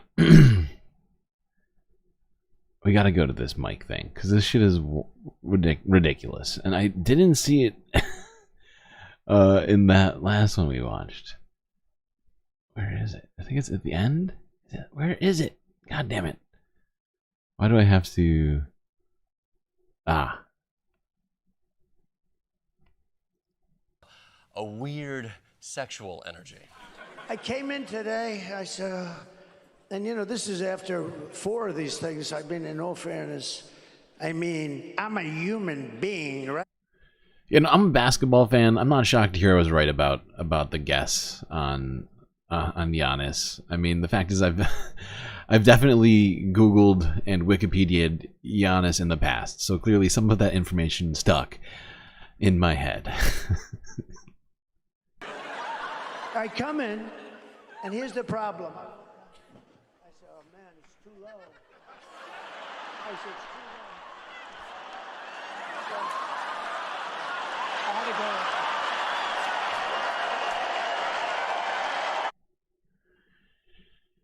Yeah, Donald Trump grossly making fellatio sort of innuendos here. Sort of displays, you might say, for the entire country. I thought that was bad for kids to see. You remember? Anybody remember that? It's weird because I could have sworn that most of Donald Trump's supporters were in favor of certain books being taken out of school for having, you know, potentially pornographic material in it. But then he's literally acting out a sex act on stage in front of an entire crowd of people on national television. I assume there's some children at this rally right now. It's very weird. Now, let's go here. I found this to be hilarious because the thing I think everybody should pay attention during this is the faces of his rally goers behind him as he talks about the bulletproof glass and how ready it is to protect him in particular. This was yesterday, I think, where was this? And I'm just looking here. Might be Ohio. And I'm watching, and this has nothing to do with corruption, but has to do with a little bit of intelligence. And I have a piece of glass over here, and I don't have a piece of glass there.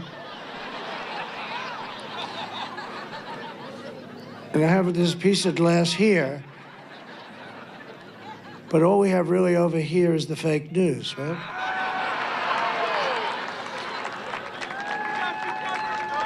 And to get me, somebody would have to shoot through the fake news. And I don't mind that so much, because I don't mind that. So I have a piece of glass here. And the problem with that glass is I don't look great on television when you have a 4-inch piece of glass that a howitzer can't go through. No, when you see yourself in... Now, like, maybe you don't see what I'm seeing here, but, like, during this, you see smiles, but a lot of them seem forced, a little awkward, and there's, like, a lot of shifting going on the back, like, on the stage behind him as he talks about it.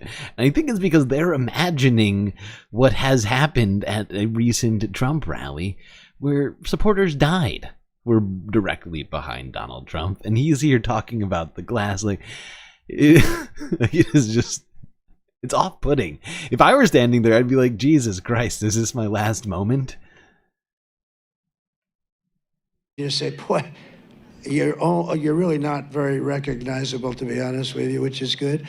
But here's the problem. So I have glass here, I have glass here. Now, I'm not worried about this. Look, what do I have? A couple of people.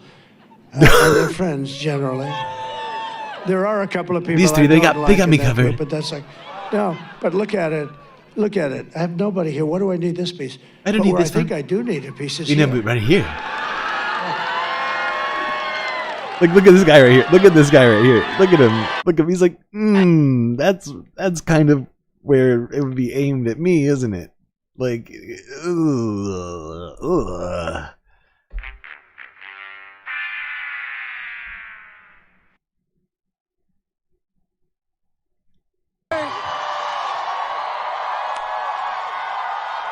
All right, this is a Kamala rally in Pittsburgh, Pennsylvania, an important swing district in a swing state.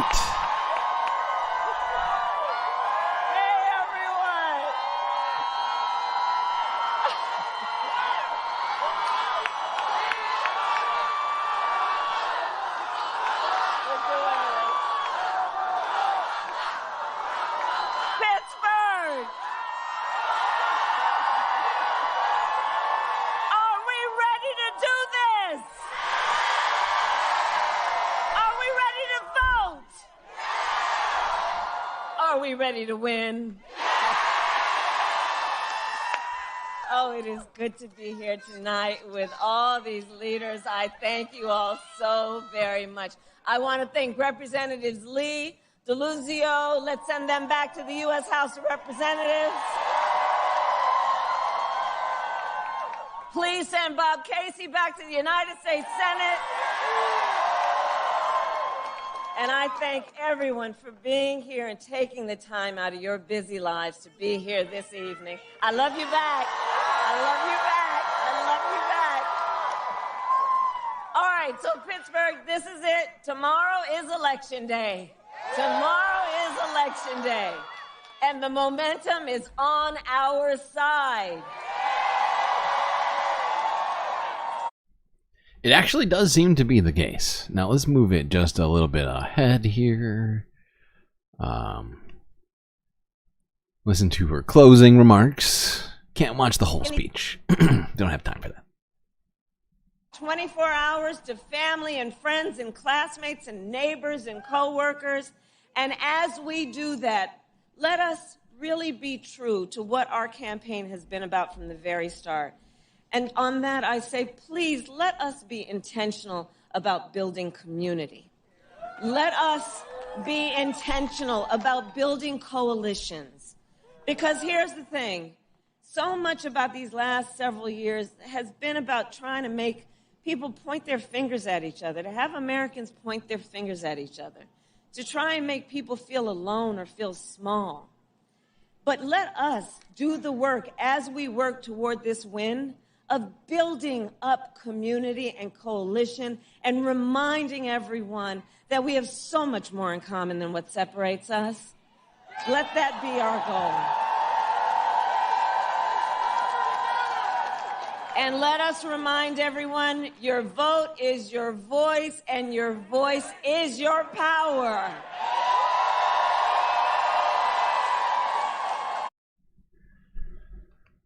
And I would point one thing out, though, in terms of the momentum, because there is one thing. We do have short-term momentum. It is only short-term, so we can't just say, okay, we got it in the bag. All right, you know, if you're in a swing state, definitely you got to get out there.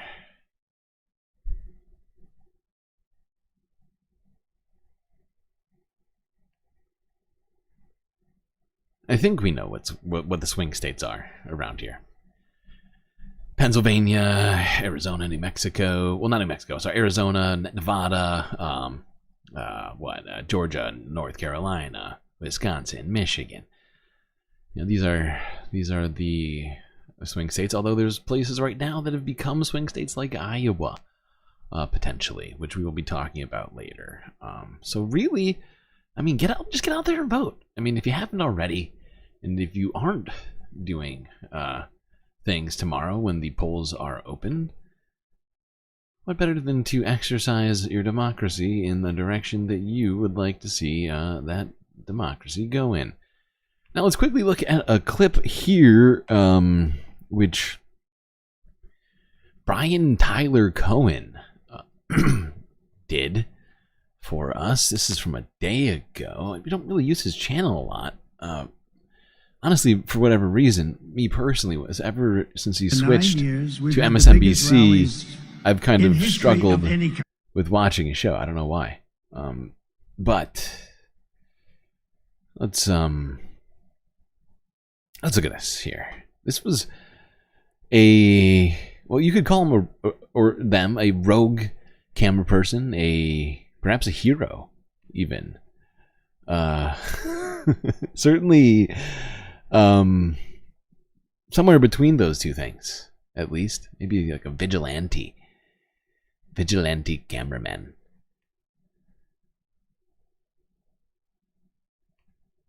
So, yeah, there we go. So, Trump rally a couple days ago. Rallies in history of any country. Biggest rallies ever. And, no one has ever seen. You don't have any seats that are empty. You don't rallies have as good as these. I mean, the one we had today, you missed a beauty. We could have filled that place up 20 times. I mean, that was beautiful. And the Virginia rally, did you hear about the Virginia rally? That was, Glenn Youngkin did a great job, the governor of Virginia, and they had a crowd there that was incredible. And then we came here, and we don't want to be late, but it's very hard when you do these things. It's very hard, and you don't mind a little bit. We weren't very late. Just a few minutes. Just a few minutes, depending on your definition of when it's going to start. But, you know, we've been doing, I was talking to some of the people. It's sort of, you know, in a way it's sad, in a way it's beautiful. I was talking to them, and I said, you know, this is coming. You could have filled it up 20 times. And we've been doing them, think of it, for like 9 years. We started a year before, and we've had tremendous success. In 2016, we did phenomenally, right? We went in, they said they gave us a 3% chance, and sort of like amazing, right? 3%. That means 97% for crooked Hillary and 3% for me. And I was saying, well, I went to Iowa and I had 48,000 people and she had about 300 people. And then we went to another one in another state. We had 49,000 people. She had 243 people. It's amazing. And I kept saying, why are we going to lose? Why are we going to lose? And we didn't lose. The very best. And we ended up winning the presidency, right? And that was an exciting night. Remember how it started? It started with a bunch of fake news. Look, here they are. That's a lot of fake news.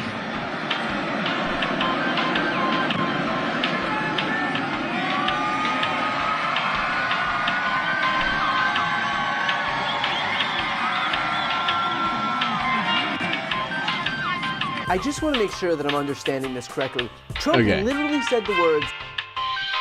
Okay.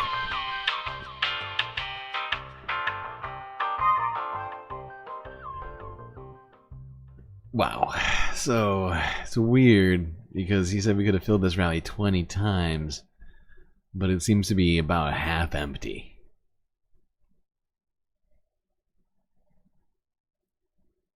All right. What next? Where am I on my list? Oh, let's go here. This is AP archive from 3 hours ago. We are pretty much up to current now. This was Kamala Harris in Wisconsin.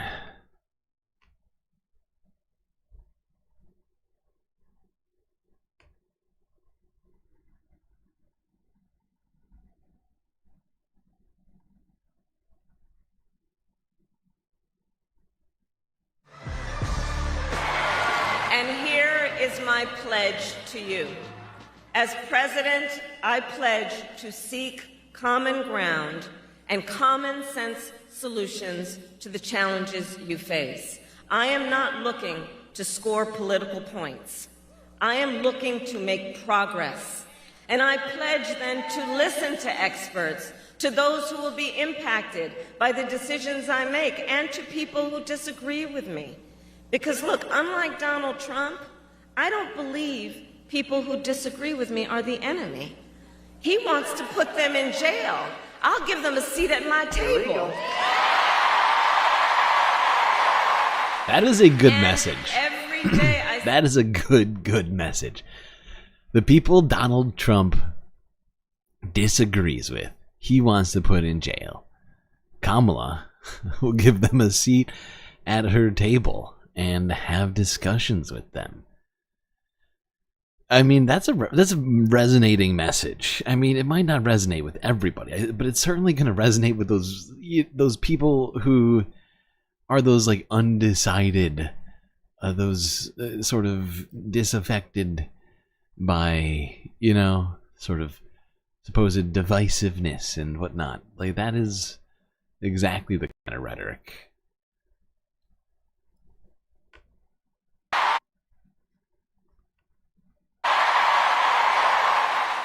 And every day I see the promise of America in all the young leaders who are voting for the first time.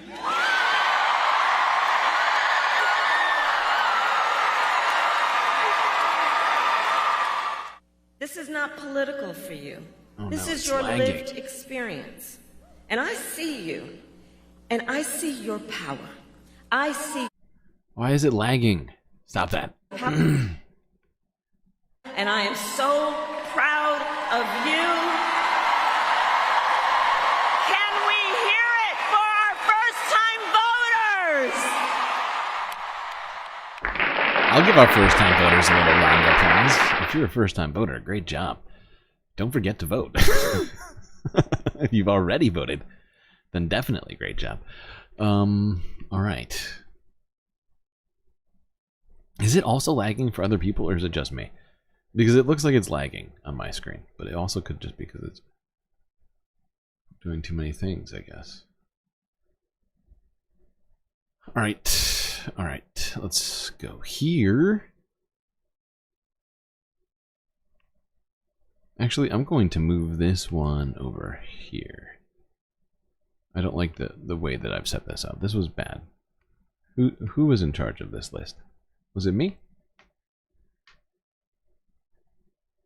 Can't we use AI people to put in those seats? That would cost too much. They're lucky to have been able to pay for the venue. I mean, come on. All right, let's go to this. This was an actual Kamala rally. This was the last of the Kamala rallies. This got done streaming just an hour ago.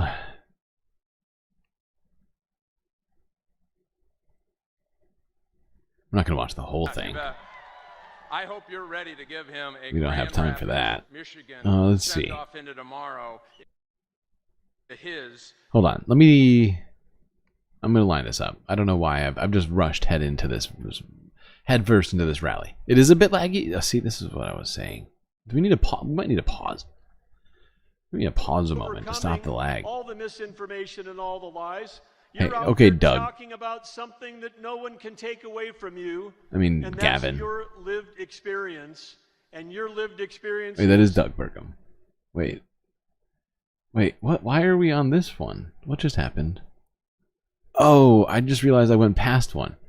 Sorry, this is not the Kamala rally. This was not the final. This is the final Trump rally. I am very sorry. Immediately, if not sooner. Very sorry. This is the last Trump rally here of the cycle. Also ended an hour ago. They both seemingly wrapped up an hour ago. Past at least Donald Trump's bedtime. I think for Kamala, it's definitely in the range. The one with Lady Gaga. Yes, that's correct. The one with Lady Gaga and Oprah. All right, let's go first, though. First, before we go to Pennsylvania, let's go to Michigan to see what happened to this shit show. Oh, God, do I have to listen to Doug Burgum? No, you know what? I don't. I'm in charge of this stream. I don't have to listen to Doug Burgum. None of us do. We really don't. And you know what? I can't remember. Is Doug on the ballot? Wait.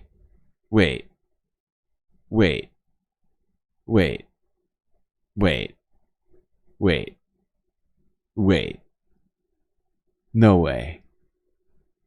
Hold on. Oh, breaking news. Is this breaking news?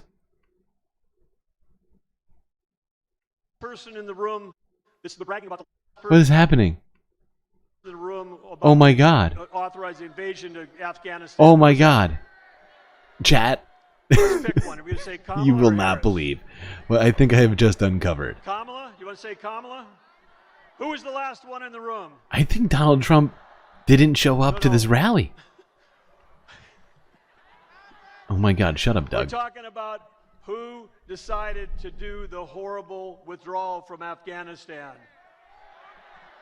Doug, you're done. All right. But look at this. Hold on. Doug gets done talking. Wait, hold on. Let me see what he's. Wait. How does he finish the speech? What does he say? History. You're all part of it. Let's give him an incredible Michigan welcome when he gets here. Thank you, Michigan. Let's go. Let's get it done tomorrow. Thank you. Okay, so Doug Burgum talked, and then this other guy talked. I don't even know who the fuck this guy is. And And then, because it says former President Trump holds final campaign rally. Look at this. Look at this. Wait, hold on. 2x. I'm going to 2x this. We need the music back. We suddenly need the music back.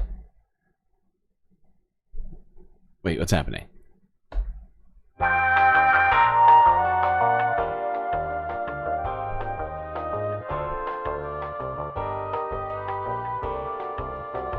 For an hour and 20 minutes. An hour and 20 minutes. These people stand here. No Donald Trump.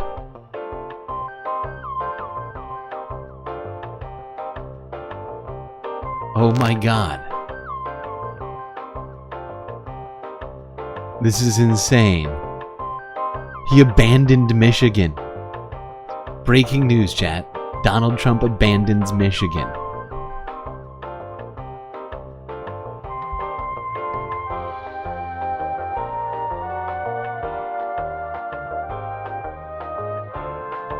Oh my God. Look, we're 40 minutes in. We're 20 minutes past Doug. Let's go here, 47 minutes. Still nobody on stage. People standing awkwardly.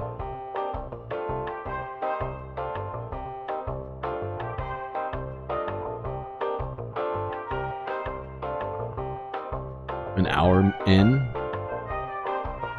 I mean, we can make sure, we can double check. We can go back here, 56 minutes, no Trump. 53, no Trump. Back here to an hour. I mean, this is wild.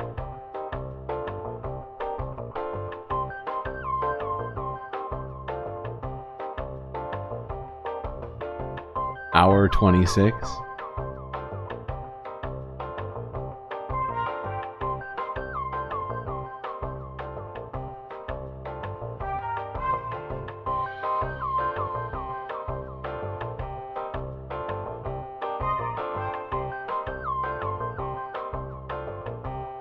Donald Trump has abandoned Michigan.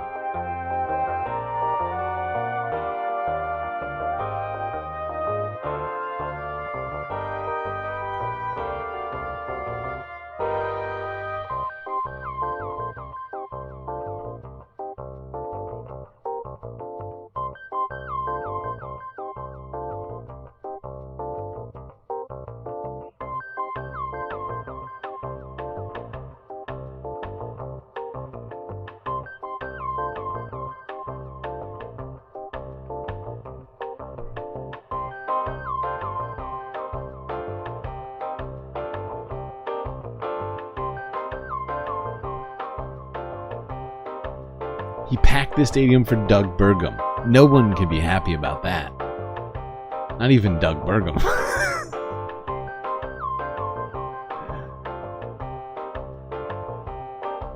An hour and 38 minutes. I don't think he came and spoke. I don't think he ever showed up. He's going to show up and speak at 2 in the morning? Or whatever. What time of this I mean, this live stream, this Forbes live stream ends at some point. In 5 minutes. This ends, and we're gonna watch how it happens, how it goes down at this point. I have it on 2x, so it should take us just a few minutes to get through it. But I want to know why and how this ends. Look, you got a couple of those guys appear to be Secret Service on the left side, right? You see them? These two right here, these appear to be Secret Service.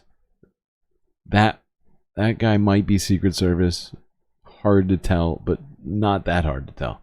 Actually, can't really tell. It might actually be a woman, but yeah, it is a woman, maybe, but it's a little hard to tell with the fuzziness of this live stream. Still no Donald Trump. 4 minutes to go. We don't have any music. We need music back.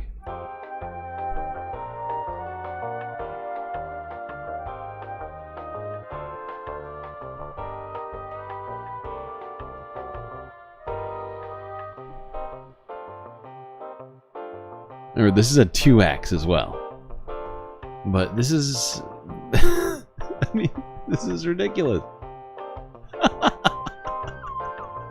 I didn't even get to watch this because it was still going on.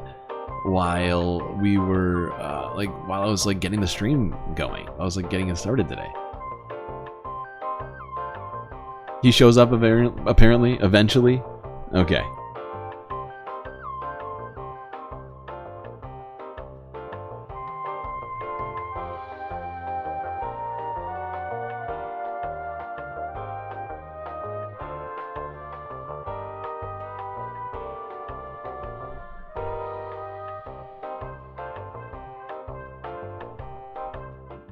Well, he doesn't show up in this video, I'll tell you that much. At least it doesn't seem like it. They probably restarted the feed when they found out Donald Trump was going. It's because they were like, geez, we just went 2 hours with no Trump. Useless footage to us. Okay, let's go here now to the final Kamala rally. Everything is lagging? Boo. Why is everything lagging? And this is very annoying to me. Please hold. I don't understand. I don't understand. What does the internet have against me exactly? Franklin looked her in the eye and said, "A republic, if you can keep it." Those 5 words, if you can keep it, that has been our charge for centuries. And it has guided every chapter in our American story. All right, stop trying to do your best Obama impression, Josh. To keep it, to perfect Stop. our union. And throughout our... We don't need that. We don't need that from you. Let's move along. Wait. Is that Fat Joe? Wait.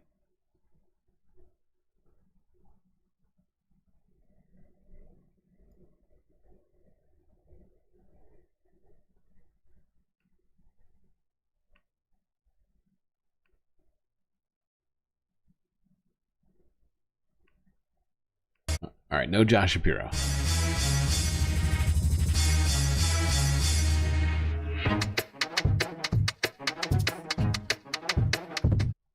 I just realized I'm on 2x. Probably just avoided a copyright strike, though.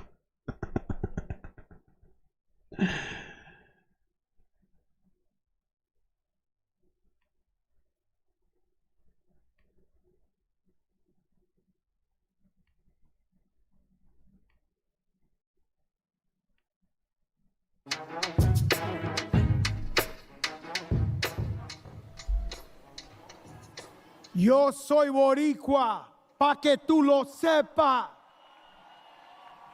Yo soy boricua, pa' que tú lo sepas.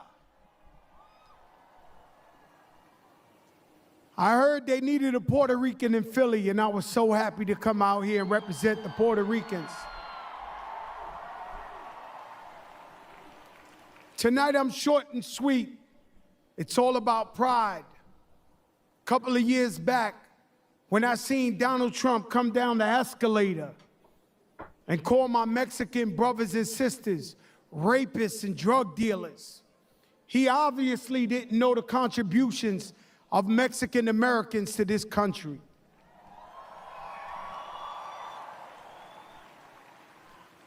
If you didn't believe him then we had Hurricane Maria. While people were moving in waist-high water, he went to Puerto Rico and threw towels, paper towels like they were basketballs, at the Puerto Rican people. He also blocked aid to Puerto Rico for the relief fund.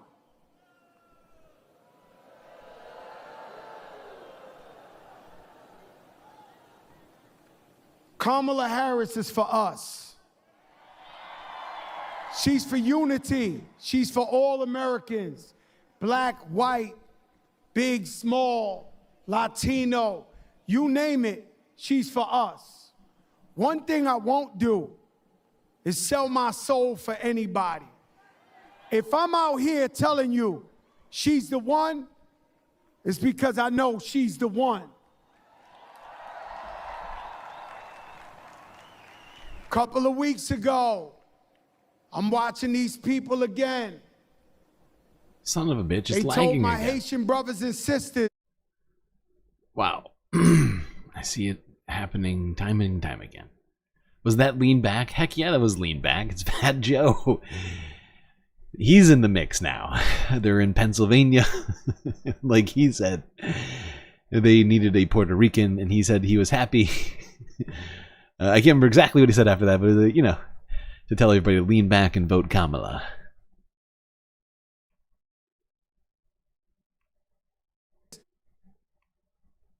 That they eat cats and dogs. Now I'm asking my Americans and my Latinos in particular, where's your pride? Oh my God, the When lag is even worse than I thought. Son of a... I have to pause it. This is insane. Why does it go back to looking fine when I go to the office, and then it fucks up again after we switch back to the videos? Oh, so annoying. Why does YouTube hate me?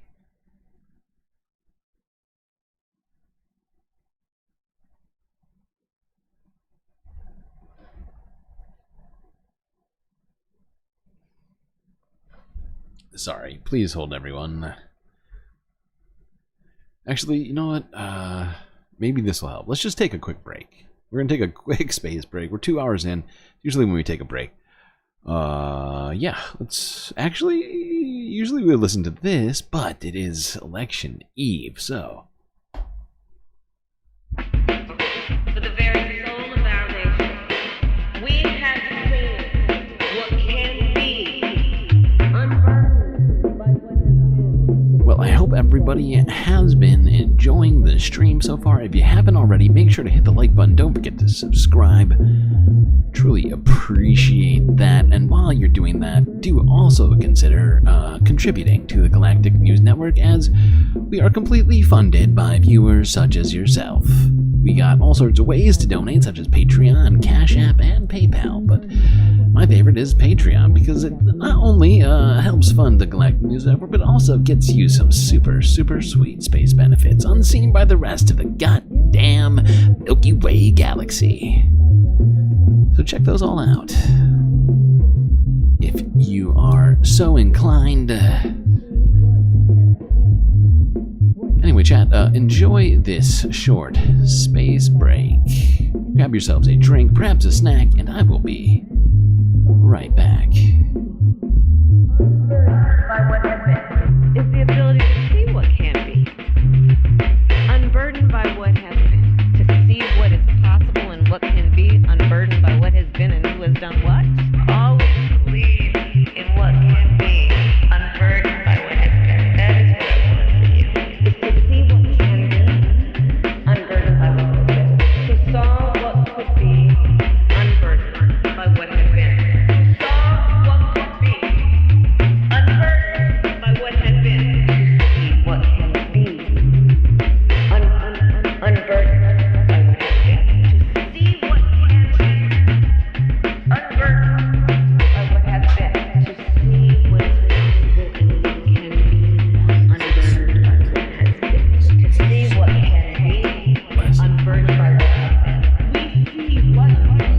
Unburdened by what has been. The ability to see what can be. Unburdened by what has been. A future unburdened by what has been. The ability to see what can be. Unburdened by what has been. To see what is possible. To see what can be. Unburdened by what has been. We see what can be. Unburdened by what has been. To see what can be. Unburdened by what has been. The ability to see what can be. Unburdened by what has been. The pursuit of what can be. Unburdened by what has been. You gotta be able to see what can be. Unburdened by what has been. You all have the ability to see what can be. Unburdened by what has been. To see what can be. Unburdened by what has been. We see what can be.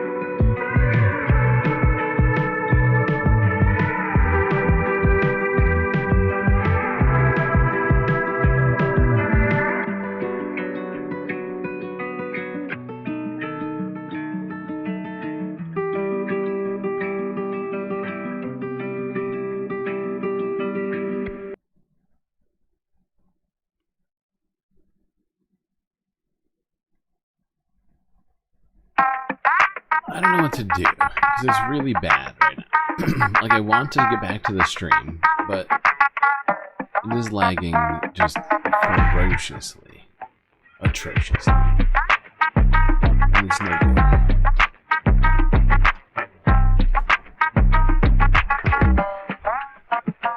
I do not want to provide a suboptimal experience for everyone. It seems wrong.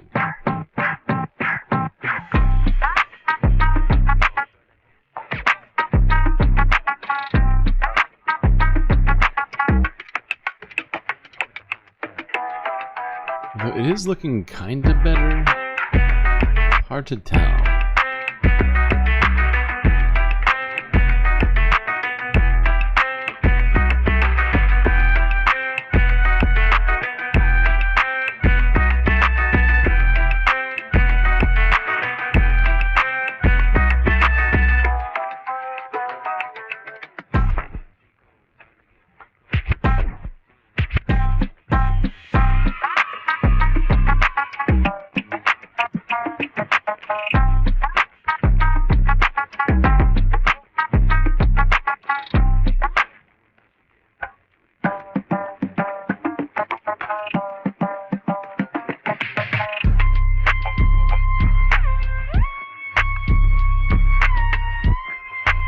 Get this going.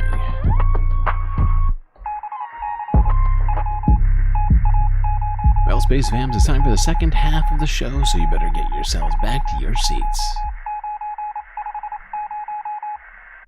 Alright, let's try the last of Kamala Harris's rallies here. We're going to skip past the Josh Shapiro stuff and see what Fat Joe here has to say. Fingers crossed, everybody. Let's hope it all works. Pray to Gary, if you are a believer in Gary.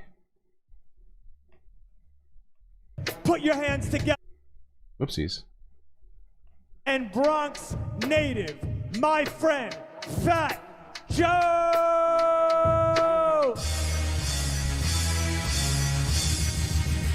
Now, I don't want reality. Do you know what we're here for? Equal parts. Oh my gosh. I'm staying in the race. Yo soy boricua, pa' que tú lo sepas. Yo soy boricua, pa' que tú lo sepas. I heard they needed a Puerto Rican in Philly, and I was so happy to come out here and represent the Puerto Ricans. Tonight I'm short and sweet. It's all about pride.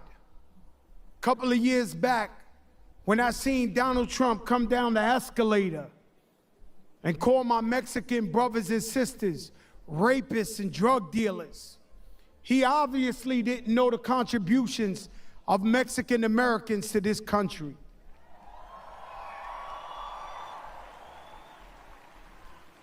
If you didn't believe him then we had Hurricane Maria. While people were moving in waist-high water, he went to Puerto Rico and threw towels, paper towels like they were basketballs, at the Puerto Rican people. He also blocked aid to Puerto Rico for the relief fund.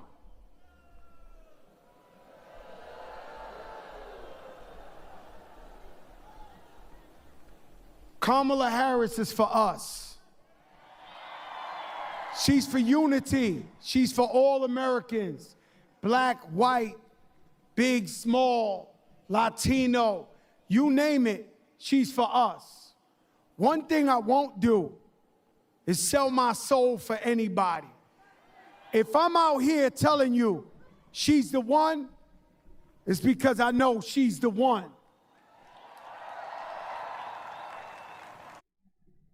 Look at that. The second it starts playing, it starts lagging again. At least for me. You're right. He doesn't look like Fat Joe anymore.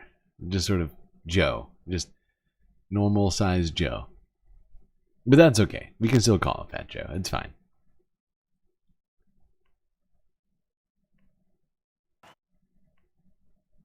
Couple of weeks ago, I'm watching these people again. They told my Haitian brothers and sisters that they eat cats and dogs. No, I don't know what it is about this that is causing so much problems. But it's pissing me off. I don't know if it's bothering everybody else, but not being able to see the video fully is really bugging me right now.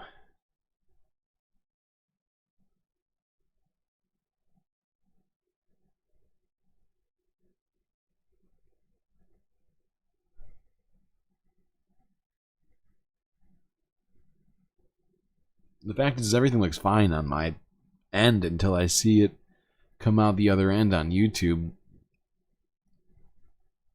And it doesn't look good. And 2 seconds ago was fine in the office, right? Am I losing my mind? Was it not perfectly fine in here? Am I going crazy?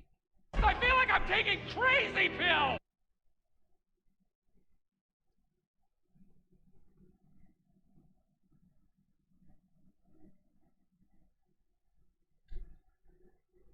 Oh my god. I literally have no idea why this is happening.